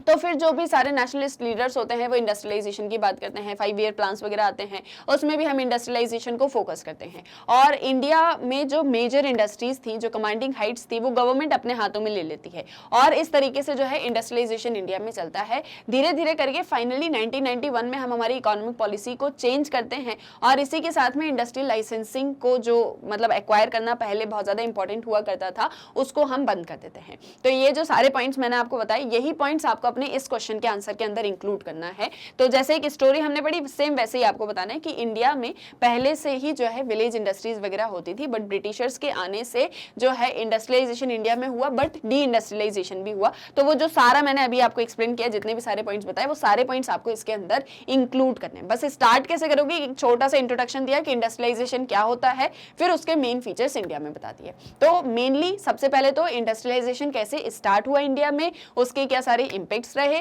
फिर इंडिया की जो पॉपुलेशन है वो किस तरह से मतलब उसकी जो भी सारी ऑक्यूपेशन है वो कैसे डिवाइडेड है, पूरी ऑक्यूपेशनल बेसिस पर कितनी सारी है, कितने लोग इंडस्ट्रीज वगैरह में वर्क करते हैं, कितने लोग एग्रीकल्चर में वर्क करते हैं, वो आपने बताया। फिर उसके बाद आपने इंडिपेंडेंस वाली स्टोरी बताई कि इंडिपेंडेंस इंडिया जब इंडिपेंडेंट हो जाता है तो नेशनलिस्ट लीडर्स कैसे इंडस्ट्रियलाइजेशन की बात करते हैं ताकि इकोनॉमी को रिवाइव कर पाए। क्लियर है, आया ये भी यहाँ तक समझ में। सो आई होप अभी तक 12 क्वेश्चंस को हमने आंसर किया, वो सारे आपको क्लियर हो गए होंगे, समझ में आ गए होंगे और कोई डाउट नहीं होगा। कोई भी डाउट है तो कमेंट सेक्शन में बता सकते हो। अब last 2 questions, that is your question number 13 and question number 14, जो आपके section D that is long answer type questions के अंदर है। तो यहाँ आपको 200 वर्ड्स में क्वेश्चंस के आंसर को लिखना है और साथ ही साथ में यहाँ पर आपको आंसर्स में 6 मार्क्स जो है मिलने वाले, मतलब आंसर्स लिखने के 6 मार्क्स आपको मिलेंगे। क्लियर है। अब देखो क्वेश्चन नंबर 13 क्या है। सो discuss the consequences of commercialisation of agriculture. Agriculture का कमर्शियलाइजेशन हो जाता है, मतलब कि एग्रीकल्चर जो है अब वो भी कमर्शियलाइज्ड हो चुका है। अब उसके भी जो सारे प्रोडक्ट्स हैं वो ग्लोबल लेवल पे, ग्लोबल मार्केट में जो है सेल आउट किए जाएंगे और अब एग्रीकल्चर में जो भी सारा प्रोडक्शन होता है वो मार्केट के लिए होता है। तो इसके क्या सारे कॉन्सिक्वेंसेज हैं, ये तो मैंने आपको क्वेश्चन समझा दिया, कमर्शियलाइजेशन ऑफ एग्रीकल्चर समझा दिया। अब आंसर कैसे लिखना है उस एक चीज को देखो। तो बेसिकली आप स्टार्ट करोगे एक इंट्रोडक्शन के साथ में, ठीक है। जैसे मैंने आपसे कहा कि जब आप लॉन्ग क्वेश्चन आंसर्स को आंसर करोगे तो सबसे पहले एक छोटा सा आपका इंट्रोडक्शन होगा, देन आप मेन पार्ट लिखोगे एंड देन उसके बाद में आप करोगे कंक्लूजन। तो आपने सबसे पहले इंट्रोडक्शन लिखा, फिर आपने मेन पार्ट लिखा एंड फाइनली आपने कंक्लूजन लिखा। इसी के साथ साथ में आप हाईलाइट्स भी करेंगे और जहां भी नेसेसरी होगा वहां पर फ्लो चार्ट्स या डायग्राम्स वगैरह जो है सारी चीजों को यूज करते हुए आंसर को लिखेंगे, क्योंकि हमारे पास में वर्ड लिमिट जो है 200 वर्ड्स है और हमको आंसर को एक्सप्लेन करना है, ठीक है। अब यहाँ पर जैसे कमर्शियलाइजेशन ऑफ एग्रीकल्चर दिया है तो सबसे पहले हम लिखेंगे एक इंट्रोडक्शन, उसके बाद में हम बताएंगे कमर्शियलाइजेशन ऑफ एग्रीकल्चर की क्या सारे कॉन्सिक्वेंसेज रहे, इसके बाद में हम इसको करेंगे कंक्लूड। क्लियर है। अब देखो इंट्रोडक्शन में आप सबसे पहले क्या बताओगे, कहां से कमर्शियलाइजेशन ऑफ एग्रीकल्चर जो है वो स्टार्ट होता है। तो मेनली जो है इंडिपेंडेंस के बाद में, मतलब जब से ग्रीन रिवॉल्यूशन स्टार्ट होता है तब से आपका कमर्शियलाइजेशन ऑफ एग्रीकल्चर जो है वो भी स्टार्ट होने लग जाता है। तो आप इंट्रोडक्शन में क्या सारे पॉइंट्स बताओगे वो सारे नोट कर लो मेरे साथ में। तो सबसे पहले आपने बताया कि 1960s 1970s के टाइम पे इंडिया में ग्रीन रिवॉल्यूशन जो है वो स्टार्ट होता है और इस ग्रीन रिवॉल्यूशन की ये जो पूरा प्रोसेस है इसमें क्या होता है, इसमें हम करते हैं mechanization of agriculture. Mechanization of agriculture का मतलब क्या हो गया, जहां पर हम agricultural production machines, tools, equipments, इन सारी चीज़ों को यूज़ करके करेंगे। और ग्रीन रिवॉल्यूशन के अंदर हमारा जो फोकस था वो व्हीट और राइस के ऊपर था, ठीक है। तो हमने व्हीट और राइस इन दोनों क्रॉप्स को फोकस किया, हमने हाई यील्डिंग वेराइटी सीड्स जो हैं उनको यूज़ किया। और इन सारी चीज़ों के बाद में इंडिया में होता है बम्पर प्रोडक्शन, यानी कि हमारा जो प्रोडक्शन है वो बहुत ज़्यादा होता है व्हीट और राइस का, और इतना ज़्यादा प्रोडक्शन होता है कि इंडिया फूड ग्रेन प्रोडक्शन में सेल्फ सफिशिएंट बन जाता है। क्या बन जाता है इंडिया, जो फूड ग्रेन प्रोडक्शन है उसमें इंडिया सेल्फ सफिशिएंट बन जाएगा। तो जैसे कि आपने चैप्टर के अंदर पढ़ा था कि पहले जो है इंडिया में इतना ज़्यादा फूड ग्रेन प्रोडक्शन नहीं होता था, इतनी ज़्यादा फैसिलिटीज़ वगैरह नहीं होती थी, तो जनरली हम जो है फूड ग्रेन को इंपोर्ट किया करते थे। बट धीरे धीरे जब हम फूड ग्रेन प्रोडक्शन में सेल्फ सफिशिएंट हो जाते हैं तो अब हमारे पास में बहुत ज़्यादा प्रोडक्शन होता है, और इसीलिए अब जो फार्मर्स होते हैं वो ज़्यादा से ज़्यादा प्रोडक्शन कर सकते हैं, डिमांड्स के अकॉर्डिंग प्रोडक्शन कर सकते हैं। और जब हमारे पास में प्रोडक्शन ज़्यादा होता है तब हम मार्केट के लिए प्रोडक्शन करना स्टार्ट कर देते हैं। मतलब अब हमारे फार्मर्स जो है वो मार्केट के लिए भी प्रोडक्शन करते थे। पहले हम प्रोडक्शन करते थे सिर्फ अपनी नीड्स को, अपनी डिमांड्स को फुलफिल करने के लिए, बट अब मार्केट में भी हम जो है ग्लोबलाइज, मतलब जब 1991 में इंडिया एलपीजी की पॉलिसी को अडॉप्ट करता है, that is liberalisation, privatisation and globalisation, और हमारी इकोनॉमिक पॉलिसी में चेंजेस होते हैं, तो इसके साथ में पूरा वर्ल्ड जो है वो एक सिंगल मार्केट बन जाता है। पूरा वर्ल्ड क्या बन जाएगा, एक सिंगल मार्केट बन गया। अब इस मार्केट में सभी अपने प्रोडक्ट्स को सेल आउट कर सकते हैं, परचेस कर सकते हैं। तो इसीलिए अब जो फार्मर्स हैं इंडिया के वो मार्केट के लिए प्रोडक्शन कर रहे हैं, और इसीलिए इस मार्केट के लिए जब हम प्रोडक्शन करने लग जाते हैं तब हम उसे बोलते हैं कमर्शियलाइजेशन ऑफ एग्रीकल्चर। क्लियर है, आया ये पूरे चीजें समझ में? तो इतना ज्यादा जो मैंने आपको डिटेल में बताया उतना ज्यादा डिटेल्स में हम नहीं जाएंगे, बट हम जस्ट एक बेसिक इंट्रोडक्शन देंगे कि ये जो कमर्शियलाइजेशन है एग्रीकल्चर का ये स्टार्ट कहाँ से हुआ। तो मेनली ग्रीन रिवॉल्यूशन जहां से स्टार्ट होता है वहां से कमर्शियलाइजेशन ऑफ एग्रीकल्चर स्टार्ट हो जाता है। अब इसके क्या सारे कॉन्सिक्वेंसेस थे वो हम यहाँ पर डिस्कस करेंगे। अब देखो बेसिकली एक और चीज समझो कि कमर्शियलाइजेशन ऑफ एग्रीकल्चर जो है, ये सारे पॉइंट्स नोट कर लिए, ये आपको जो है अपने अकॉर्डिंग जो है फॉर्मेट में उसको फिर नोट डाउन करना है। तो कमर्शियलाइजेशन ऑफ एग्रीकल्चर की जहां हम मार्केट के लिए प्रोडक्शन कर रहे हैं, ये सिर्फ और सिर्फ ग्रीन रिवॉल्यूशन के बाद तो हुआ नहीं था। जब हम इंडिपेंडेंट नहीं हुए थे, मतलब जब हमारे यहाँ पर ब्रिटिशर्स रूल कर रहे थे, तब भी कमर्शियलाइजेशन ऑफ एग्रीकल्चर था, क्योंकि एग्रीकल्चर से जो भी सारा प्रोडक्शन होता था वो सारा प्रोडक्शन जो ब्रिटिशर्स हैं वो लेके चले जाते थे, अपने मार्केट में सेल आउट करते थे, और इंडिया को लेकिन उससे किसी तरह का कोई बेनिफिट नहीं होता था। तो कमर्शियलाइजेशन ऑफ एग्रीकल्चर पहले भी था, बट इंडिपेंडेंस के बाद में जो कमर्शियलाइजेशन हुआ उसके हमको जो है मैसिव चेंजेस सोसाइटी में देखने को मिले। अब बेसिकली आप कैसे उसके कॉन्सिक्वेंसेस को बताओगे वो सारी चीजें देखो। So the change in the nature of relationship between landlords and agricultural workers was described by the sociologist Jan Breman as a shift from patronage to exploitation. अब ये जब से ग्रीन रिवॉल्यूशन स्टार्ट हुआ, अब देखो जैसा आपने पूरा ग्रीन रिवॉल्यूशन के बारे में पढ़ा, एक पूरी स्टोरी को समझो कि ग्रीन रिवॉल्यूशन जब से स्टार्ट होता है तो जो रिच लैंडलॉर्ड्स होते हैं, क्योंकि उनके पास में बहुत सारे इनपुट्स खरीदने के, इनपुट्स को परचेस करने का पैसा होता है। मतलब जब हम मैकेनाइजेशन कर रहे हैं एग्रीकल्चर का, तो हमको मशीन्स चाहिए, टूल्स चाहिए, इक्विपमेंट्स चाहिए, अच्छी क्वालिटी के फर्टिलाइजर्स चाहिए, पेस्टिसाइड चाहिए, ये सारी चीजें हमको चाहिए। और ये कौन अफोर्ड कर सकता है? जिसके पास में पैसा है। जिसके पास में पैसा होगा वो इन सारी चीजों को खरीदेगा, अच्छे से एग्रीकल्चर प्रैक्टिस करेगा। और इसमें इरिगेशन सबसे ज्यादा इंपॉर्टेंट था ग्रीन रिवॉल्यूशन में, तो जो अपनी फील्ड्स को प्रॉपर इरिगेशन प्रोवाइड करवा पाएगा उसके यहाँ पर बम्पर प्रोडक्शन होगा। लेकिन जिसके पास में ये सारी चीजें नहीं है तो वो इस ग्रीन रिवॉल्यूशन के एडवांटेजेस नहीं ले पाया, और इसी वजह से कुछ ही रीजन जो कि इरिगेटेड थे, जहां पर लैंड जो है वो बहुत ही फर्टाइल था, वो इस ग्रीन रिवॉल्यूशन की वजह से फ्लरिश कर जाते हैं, लेकिन कुछ जो रीजन्स हैं वो पीछे रह जाते हैं। तो मतलब ये ग्रीन रिवॉल्यूशन की वजह से इनइक्वालिटीज तो क्रिएट हुए ही थी, साथ ही साथ में जब से हमने कमर्शियलाइजेशन ऑफ एग्रीकल्चर स्टार्ट किया, मतलब जब से फार्मर्स ने मार्केट के लिए प्रोड्यूस करना स्टार्ट किया, तब एक कंपटीशन और ज्यादा बढ़ गया कि अब जो है हर एक फार्मर जिसके पास में सारे इनपुट्स लगाने के पैसे हैं, जिसके पास में सारे रिसोर्सेज हैं, वो क्या कर रहा है कि वो मार्केट के लिए प्रोड्यूस करना चाहता है। वो चाहता है कि मेरा प्रोडक्ट मार्केट में सेल आउट हो जाए तो मुझे इनकम मिल जाएगी। इस तरह से कंपटीशन जो है वो बढ़ जाता है। कंपटीशन बढ़ जाता है तो डिमांड भी बढ़ जाती है, मतलब डिमांड है तभी तो कंपटीशन इतना ज्यादा बढ़ रहा है। तो अब हमको ज्यादा से ज्यादा फूड ग्रेन का प्रोडक्शन करना है। तो हुआ क्या कि ये जो एक मतलब प्रोडक्शन वगैरह, ये जो सारा कंपटीशन चल रहा है, इसमें लैंडलॉर्ड और एग्रीकल्चरल लेबर जो था उसके बीच का रिलेशनशिप चेंज हो जाता है। और इस एक रिलेशनशिप को जैन ब्रीमैन ने पेट्रोनेज से एक्सप्लॉइटेशन की तरफ कहा है। मतलब कि ये एक रिलेशनशिप पेट्रोनेज से एक्सप्लॉइटेशन की तरफ बढ़ रहा है, जहां पहले एक फार्मर और लैंडलॉर्ड या पीजेंट और लैंडलॉर्ड के बीच में क्या रिलेशनशिप होता था कि लैंडलॉर्ड की फील्ड पर जो भी किसान है वो आएगा, सारा काम धाम करेगा, उसके बाद में अपने घर चले जाएगा, उसके लिए उसको वेजेस मिलेंगे और जितना भी जरूरी है उतना काम वो डेली करता है। लेकिन अब लैंडलॉर्ड क्या चाहता है कि मुझे ज्यादा से ज्यादा प्रोडक्शन दो, ज्यादा से ज्यादा प्रोडक्शन दोगे तो मैं उसको मार्केट में जाके सेल आउट कर पाऊंगा। तो यहाँ पर जो वर्कर्स हैं उनके ऊपर एक प्रेशर कर दिया जाता है कि आपको जो है ज्यादा काम करना है, ज्यादा मेहनत करना है, बहुत अच्छे से फील्ड्स को जो है मेंटेन करके रखना है। अल्टीमेटली इस एक पूरे प्रोसेस के अंदर जो वर्कर है, जो फार्मर है, जो एग्रीकल्चरल वर्कर है, उसका होता है exploitation. Next, the transformation in labor relations is regarded by some scholars as indicative of a transition to capitalist agriculture। और ये जो एक ट्रांसफॉर्मेशन है लेबर रिलेशंस के बीच में, इसकी वजह, इसको कुछ स्कॉलर्स ने कहा, बताया है कि यहाँ हम एक कैपिटलिस्ट एग्रीकल्चर की तरफ आगे बढ़ रहे हैं। ये जो ट्रांसफॉर्मेशन हो रहा है रिलेशनशिप्स के बीच में, इसके थ्रू हम कैपिटलिस्ट एग्रीकल्चर की तरफ आगे बढ़ रहे हैं। कैपिटलिस्ट एग्रीकल्चर का मतलब क्या हो गया कि जो भी सारे मीन्स ऑफ प्रोडक्शन होंगे, मीन्स ऑफ प्रोडक्शन यहाँ पर क्या है, लैंड है means of production. Land of means मतलब जो मीन्स ऑफ प्रोडक्शन है वो किसके हाथों में होगा, जो रिच लैंडलॉर्ड होगा, जो जमींदार होगा, उसके हाथों में जमीन होगी, ठीक है। उसके ऊपर वो जो एग्रीकल्चरल वर्कर्स हैं उससे काम करवाएगा, उनसे बहुत सारा काम करवाएगा और उनको क्या देगा, थोड़े से पैसे, सिर्फ कुछ वेजेस उनको दे देगा और उसके बाद में जितना भी सारा प्रोडक्शन हुआ है उसको सेल करके खुद सबसे ज्यादा प्रॉफिट अर्न करने वाला है। तो इसकी ये जो कमर्शियलाइजेशन ऑफ एग्रीकल्चर है ये हमको कैपिटलिस्टिक एग्रीकल्चर प्रैक्टिसेस की तरफ लेकर जा रहा है।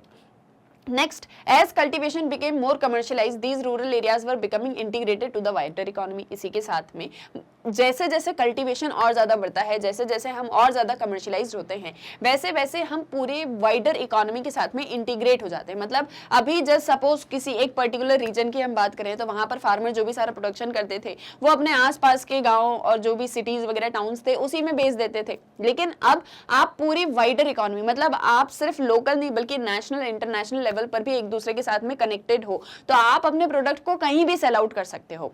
This process increase the flow of money into villages and expanding opportunities for business and employment। इस एक प्रोसेस की वजह से क्या होता है कि बहुत सारी अपॉर्चुनिटीज लोगों को मिलती है और बहुत सारे लोग जो है बिजनेस, एम्प्लॉयमेंट, ये सारी अपॉर्चुनिटीज को ग्रैब कर लेते हैं। But we should remember that this process of transformation in the rural economy in fact begin during the colonial period. लेकिन एक चीज हमको ये भी ध्यान में रखनी चाहिए कि ये जो सारा कमर्शियलाइजेशन हो रहा है ये तो कॉलोनियल पीरियड से ही चल रहा था। जैसे कि बहुत सारे रीजन्स में 19th सेंचुरी में, स्पेशली अगर हम बात करें महाराष्ट्र में, तो महाराष्ट्र में एक बहुत ही लार्ज लैंड ट्रैक्ट जो है वो दे दी जाती है कॉटन कल्टीवेशन के लिए। और जो कॉटन फार्मर्स होते हैं वो डायरेक्टली वर्ल्ड मार्केट्स के साथ में कनेक्ट हो जाते हैं क्योंकि कॉटन की डिमांड बहुत ज्यादा थी वर्ल्ड मार्केट में और यहाँ पर एक बहुत ही बड़ी लैंड के ऊपर कॉटन का कल्टीवेशन हो रहा है। तो जो भी सारे कॉटन फार्मर्स थे वो पूरी वाइडर इकोनॉमी के साथ में कनेक्ट हो जाते हैं और जो है अपना सेल जो है अपने प्रोडक्ट्स का एक्सपोर्ट इंपोर्ट जो है वो करते रहते हैं। However, the pace and speed of change rapidly increased after independence। लेकिन ये जो पेस है, ये जो स्पीड है जहां पर हम इकोनॉमी को और ज्यादा इंटीग्रेट कर रहे हैं और ज्यादा कनेक्ट कर रहे हैं, जहां पर हम बहुत ज्यादा बहुत बम्पर लेवल पर प्रोडक्शन करके उसको सेल आउट कर रहे हैं, इसकी स्पीड, इसका पेस इंडिपेंडेंस के बाद ही बढ़ा। क्योंकि इंडिपेंडेंस के बाद में गवर्नमेंट ने मॉडर्न मेथड्स ऑफ कल्टीवेशन और मॉडर्नाइज्ड रूरल इकोनॉमी के लिए जो है ढेर सारी स्ट्रेटेजीज लेकर आए। जैसे हमने दीनदयाल उपाध्याय ग्राम ज्योति योजना के बारे में पढ़ा, तो जो है गवर्नमेंट ने भी बहुत सारे इनपुट जो है फार्मर्स को प्रोवाइड किए जिसके थ्रू वो इस कंपटीशन में compete कर पाए, वो भी इस कंपटीशन में फाइट कर पाए और वो भी आगे बढ़ पाए। बट कमर्शियलाइजेशन ऑफ एग्रीकल्चर से बेसिक हमको क्या सारी चीजें देखने को मिली कि सबसे ज्यादा तो इनइक्वालिटीज बहुत ज्यादा बढ़ गई रूरल इकोनॉमी में या रूरल सोसाइटी में।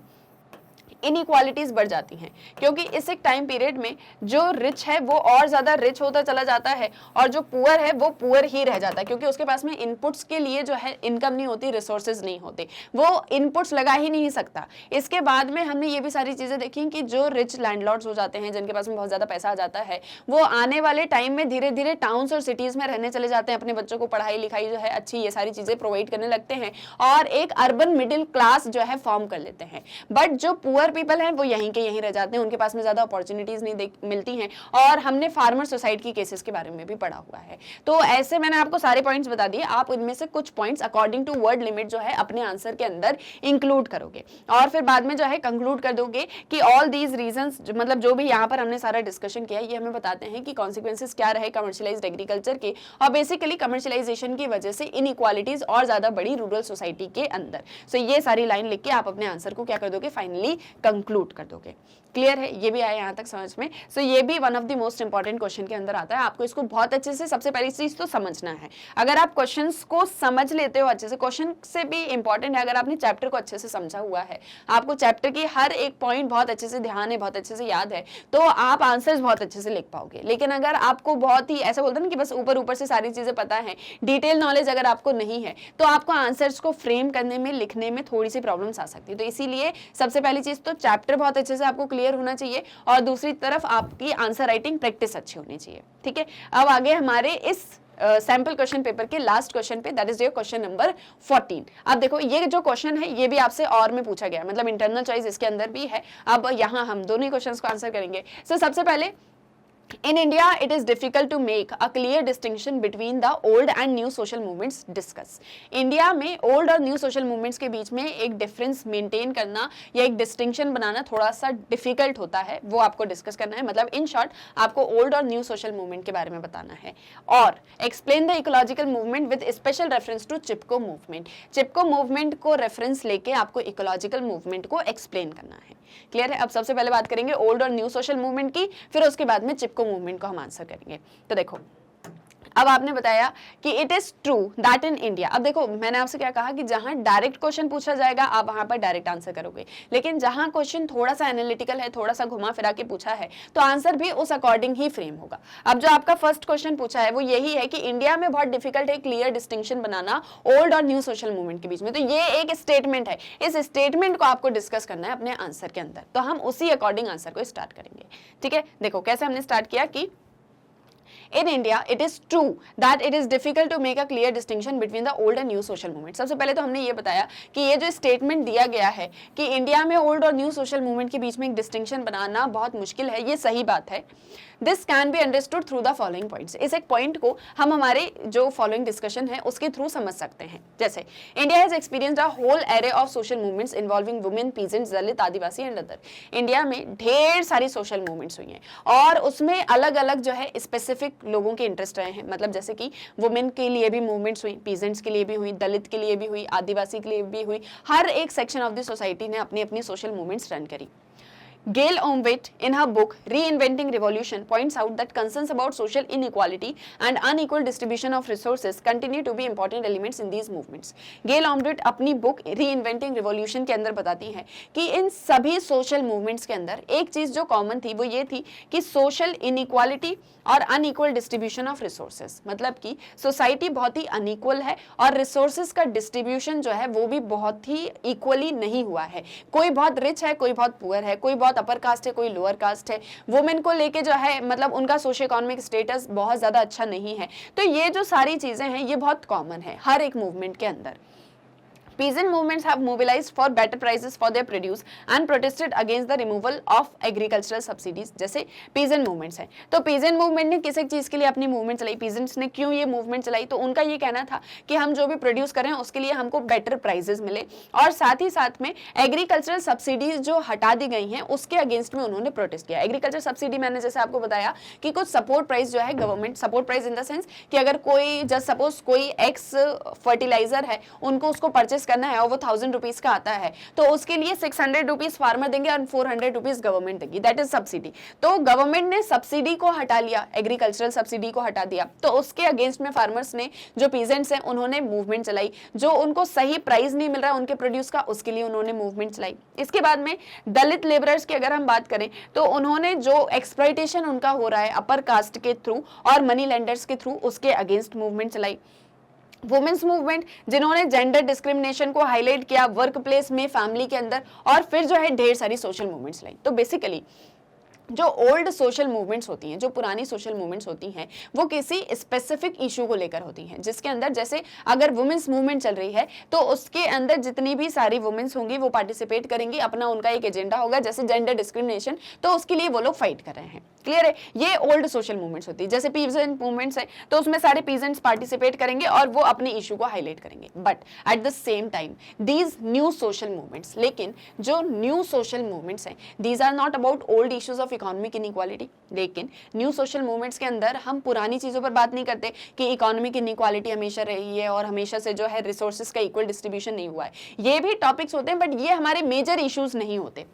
nor are they organized along class lines alone. Identify politics, cultural anxieties and aspirations are essential elements in creating social movements and occur in ways that are difficult to trace class based inequality. मतलब ये बोला जा रहा है कि जहां old social movements होती है ना, वो किसी स्पेसिफिक इशू को लेकर होती हैं, कि जैसे पीजेंट्स हैं तो पीजेंट्स ने प्राइस प्रोक्योरमेंट को लेकर जो है एक मूवमेंट चलाई, लेकिन जो न्यू सोशल मूवमेंट्स होती हैं वो ओल्ड इश्यूज को लेकर नहीं होती, उसमें आपकी अपनी आइडेंटिटी पॉलिटिक्स, आपके अपनी कल्चरल एंग्जाइटीज, एस्पिरेशंस, ये सभी एसेंशियल एलिमेंट्स होते हैं।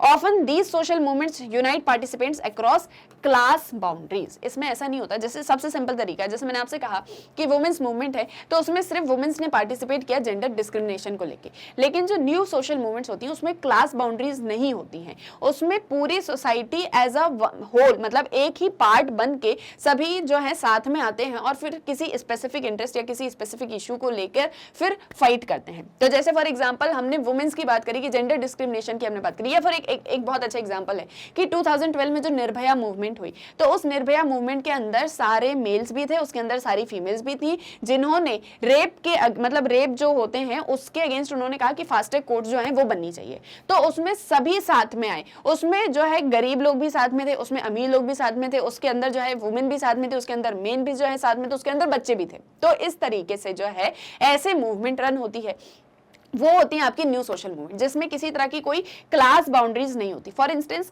Women's movement includes urban middle class feminist as well as poor peasant movement. तो जैसे अगर कोई वुमेन मूवमेंट हो रही है तो उसके अंदर जितने भी फेमिनिस्ट हैं वो भी होंगे, उसके अंदर जितनी पीजेंट वुमेन है वो भी होंगी। जो भी सारे रीजनल मूवमेंट्स होती हैं, the regional movements for separate statehood brings together different groups of people who do not share homogeneous class identity. जैसे फॉर एग्जांपल हमने बात करी कि फॉर एग्जांपल किसी स्टेट को अलग करने की बात हो रही है, या किसी रीजन को लेके कोई मूवमेंट हो रही है, या फॉर एग्जांपल कोई भी एक पर्टिकुलर रीजन ले लो, कोई भी एक पर्टिकुलर स्टेट ले लो, वहां पर किसी चीज को लेके लोग डिमांड्स कर रहे हैं, तो irrespective of their class, caste, gender, religion, इन सारी चीजों को अलग छोड़ के सभी साथ में आएंगे और अपने रीजन को रिप्रेजेंट करने के लिए जो है एक मूवमेंट चलाएंगे। तो जो न्यू सोशल मूवमेंट्स होती हैं वो आपकी क्लास बाउंड्रीज के बहुत दूर होती हैं, और वो सिर्फ और सिर्फ ये इनइक्वालिटीज और इक्वली इंपॉर्टेंट वाले जो इश्यूज होते हैं सिर्फ इन्हीं को हाईलाइट नहीं करती। So in a social movement questions of social inequality can occur alongside other. तो न्यू सोशल मूवमेंट्स में इनइक्वालिटी और जो रिसोर्सेज की बात हो रही है, उनकी इक्वल डिस्ट्रीब्यूशन की बात हो रही है, वो तो रहेंगे ही, बट उसके साथ में और भी मेजर इश्यूज रहते हैं। तो बेसिक जो एक डिफरेंस है ओल्ड और न्यू सोशल मूवमेंट का, वो क्या है कि old social movement specific class को लेकर होती है, new social movement class boundaries के बाहर होती हैं। ठीक है, और इंडिया में इन दोनों के बीच का एक डिफरेंस बनाना क्यों डिफिकल्ट है, क्योंकि इंडिया में हमने ढेर सारी मूवमेंट्स देखी जिसमें ढेर सारे इश्यूज हाईलाइट हुए। हाँ, बस एक टाइम पीरियड हम अलग कर सकते हैं कि पुरानी मूवमेंट्स जो हैं वो कब तक रही, और उसके बाद में जब हम 21st सेंचुरी में आ गए तो किस तरह की मूवमेंट्स हमको देखने को मिलती हैं। क्लियर है? तो बहुत ज्यादा क्लियरिटी के साथ में मतलब आप भी चीजों को पॉइंट आउट नहीं कर पाओगे, क्योंकि वो बहुत डिफिकल्ट है डिस्टिंक्शन बनाना। बस आपको ये जो सारे पॉइंट्स है इनको नोट डाउन करना है और इन पॉइंट्स के साथ में अपने आंसर को फाइनली कंक्लूड कर देना है। क्लियर है? आया समझ में? तो इसीलिए ये जो सारे पॉइंट्स मैंने आपको बताए वो आप यहाँ पर बताओगे और फाइनली फिर उसको कंक्लूड कर दोगे। आया ये भी समझ में? इसमें भी आई होप कोई डाउट नहीं होगा। अब लास्ट क्वेश्चन, मतलब 14 का ही second part, that is the ecological movement. तो इकोलॉजिकल मूवमेंट आपको एक्सप्लेन करनी है चिपको मूवमेंट को रेफरेंस में लेके। सो द इकोलॉजिकल और environmental movements is a diverse scientific, social and political movement for addressing environmental issues. तो हमारी जो भी सारी इकोलॉजिकल इन्वायरमेंटल मूवमेंट्स होती हैं उसके अंदर साइंटिफिक, सोशल, पॉलिटिकल, ये सारी मूवमेंट्स या ये सारे इश्यूज को भी इकोलॉजिकल मूवमेंट्स एड्रेस करती हैं। ठीक है, तो ये क्या होगी? ये हो गई एक हमारी इंट्रोडक्टरी लाइन। अब आपने बताया चिपको मूवमेंट के बारे में, तो पूरा जो चिपको मूवमेंट पढ़ा है वो सारा कुछ इसके अंदर एक्सप्लेन कर देना कि चिपको मूवमेंट जो है वो हिमालयन फुटहिल्स में स्टार्ट होती है, और जो सुंदरलाल बहुगुणा है वो इसके बारे में बताते हैं। फिर इसके बाद में आपने बताया कि कॉन्फ्लिक्ट कहाँ से शुरू होता है। तो इसमें ना एक डायग्राम भी बना सकते हो। इसमें डायग्राम कैसे बना सकते हो? ये आपने एक डायग्राम बनाई, ये आपने लिखा विलेज, ठीक है, फिर उसके बाद में यहां पर आपने लिखा इकोलॉजी, और यहां पर आपने लिखा गवर्नमेंट, और फिर ऐसे एक ट्रायंगल बना दो और इसके बीच में लिख दो चिपको मूवमेंट। ठीक है, ये एक आपका छोटा सा डायग्राम हो गया। ये डायग्राम्स वगैरह भी ना आपके मार्क्स ऐड ऑन करने में और ज्यादा आपको हेल्प करते हैं, तो इसलिए एक ऐसा डायग्राम बना दिया। इसमें बताया कि कॉन्फ्लिक्ट क्या था बेसिकली पूरा, बहुत जल्दी मैं इसलिए बता रही हूँ क्योंकि ये ना अपन बहुत बार पढ़ चुके हैं, मैं जस्ट आपको पॉइंट्स बता दे रही हूँ आपको कैसे क्या क्या लिखना है।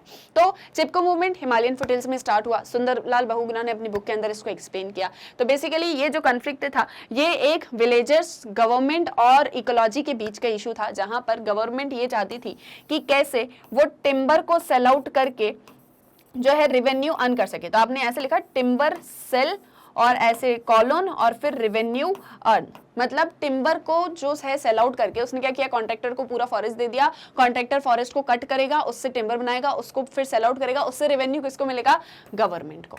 ठीक है, और पूरे फॉरेस्ट से कट हो, मतलब पूरे फॉरेस्ट को अगर आप कट कर दोगे तो इकोलॉजी जो है वो पूरी क्या हो जाएगी, डिस्टर्ब हो जाएगी, सबसे इंपॉर्टेंट ये बात। और तीसरी तरफ ये जो पूरा फॉरेस्ट है इसके ऊपर जो है वहां पर रहने वाले विलेजर्स, उनका पूरा इकोनॉमिक सब्सिस्टेंस उस पर बसा हुआ है। ठीक है, उनका जो इकोनॉमिक सब्सिस्टेंस है, मतलब उनका जो लाइवलीहुड है वो यहाँ से चलता है, क्योंकि जो वुमेन है वो इस विलेज से फायर के लिए फूड और फॉटर लेकर आती हैं और फिर उसके बाद में उनके घर के जो है चूल्हे जलते हैं, फिर उनके घर में खाना बनता है। तो इसीलिए एक इकोनॉमी, एक इकोलॉजी और एक गवर्नमेंट, ये तीनों ही जो है इस एक मतलब चिपको मूवमेंट के अंदर आमने सामने होते हैं। And the economy of subsistence was pitted against the economy of profit. और अल्टीमेटली होता यह है कि विलेजर जो हैं वो जब फॉरेस्ट के कॉन्ट्रैक्टर्स आते हैं पेड़ों को काटने के लिए, तो स्पेशली जो वुमेन्स होती हैं वो सारी आगे हो जाती हैं और जो ट्रीज होते हैं उसको हक करके खड़ी हो जाती हैं कि आप जो है अगर आपको ट्रीज को कट करना है तो पहले आपको हमें कट करना होगा। और ये इतने बड़े लेवल पर मूवमेंट होता है कि फॉरेस्ट कॉन्ट्रैक्टर्स को पीछे हटना पड़ता है, गवर्नमेंट को भी पीछे हटना पड़ता है, और अल्टीमेटली जो इकोनॉमी है सब्सिस्टेंस की वो जीत जाती है और इकोनॉमी ऑफ प्रॉफिट जो है यहाँ पर हार जाती है। बट बेसिकली गवर्नमेंट को बोला जाता है कि गवर्नमेंट जो है वो अपना प्रॉफिट देख रही है और उसने जो है यहाँ पर इकोनॉमी ऑफ सब्सिस्टेंस या इकोलॉजी के बारे में कुछ भी नहीं सोचा। So the people use the method of hugging the trees to prevent them from falling down from the contractors and Chipko movement also raised the issues of ecological sustainability. और साथ ही साथ में इकोलॉजिकल सस्टेनेबिलिटी का इशू भी जो है यहाँ पर हाईलाइट होता है, क्योंकि अगर आप नेचुरल फॉरेस्ट को कट डाउन कर दोगे तो कल को जो है बहुत ही डिवास्टेटिंग फ्लड्स और जो है अर्थक्वेक्स, लैंडस्लाइड्स होंगी और ऐसी नेचुरल कैलेमिटीज को हम नहीं रोक पाएंगे। तो इसीलिए जो है ये सारी चिपको मूवमेंट होती है और इसके अंदर जो है इकोनॉमी और इकोलॉजी और जो है विलेजर्स की लाइफ, ये तीनों चीजें आमने सामने होती हैं और फाइनली जो है विलेजर्स की यहाँ पर जीत हो जाती है। क्लियर है, आइए भी समझ में। तो वो पूरा जो चिपको मूवमेंट पढ़ा है वो पूरा यहाँ पर एक्सप्लेन कर देना और फाइनली फिर बता देना कि चिपको मूवमेंट एक बहुत अच्छा एग्जांपल है इन्वायरमेंटल मूवमेंट का, जिसके थ्रू हमने हमारी इकोलॉजी को जो है बचाया था, मतलब उसको सेव किया था। और अगर हम इकोलॉजी को सेव नहीं करते तो कल को बहुत सारी नेचुरल कैलेमिटीज और डिजास्टर्स होते जिसकी वजह से हम अपनी लाइफ को नहीं सेव कर पाते। क्लियर है, और एक बढ़िया सा जो है स्लोगन लिख देना इन्वायरमेंट से रिलेटेड, लाइक सेव ट्रीज और ऐसे करके, तो वो भी आपका आंसर कंप्लीट हो जाएगा। क्लियर है, ये भी आगे यहाँ तक समझ में। सो आई होप जितने भी सारे क्वेश्चंस हमने यहाँ पर आंसर किए वो सारे क्वेश्चंस, उनके आंसर को कैसे प्रेजेंट करना है, क्या पैटर्न यूज करना है, वो सारी चीजें बिल्कुल क्रिस्टल क्लियर हो गई होंगी। स्टिल आपका कोई भी डाउट है, आपका अपना कोई सजेशन है, आपको लगता है कि अभी मुझे कोई चीज पूछना है, कोई चीज बताना है, कुछ शेयर करना है, सो रिलेटेड टू चैप्टर या आपके सब्जेक्ट से, सो वो आप कमेंट सेक्शन में बता सकते हो। मैं वहां आपके सारे डाउट्स को, आपके सारी चीजों को जो है मतलब आंसर कर दूंगी। क्लियर है, आई होप सारी चीजें क्लियर हो गई होंगी अब। सो हमने जो है 3 सैंपल क्वेश्चन पेपर्स को आंसर किया। अगर आप इन सिर्फ 3 क्वेश्चन पेपर्स को ही सॉल्व कर लेते हो तो आप अपने एग्जाम्स के लिए 200% प्रिपेयर्ड हो और फिर आपको सोशियोलॉजी में कुछ भी नहीं करना है, सिर्फ और सिर्फ रिवाइज करना है। क्लियर है, so all the very best for your exam. I hope सारी चीजें क्लियर हो गई होंगी। तो अब अगर वीडियो पसंद आया है तो फटाक से लाइक कर दो, शेयर कर दो और चैनल को सब्सक्राइब करना मत भूलना। हम मिलेंगे हमारे नेक्स्ट वीडियो लेक्चर में। Thank you very much.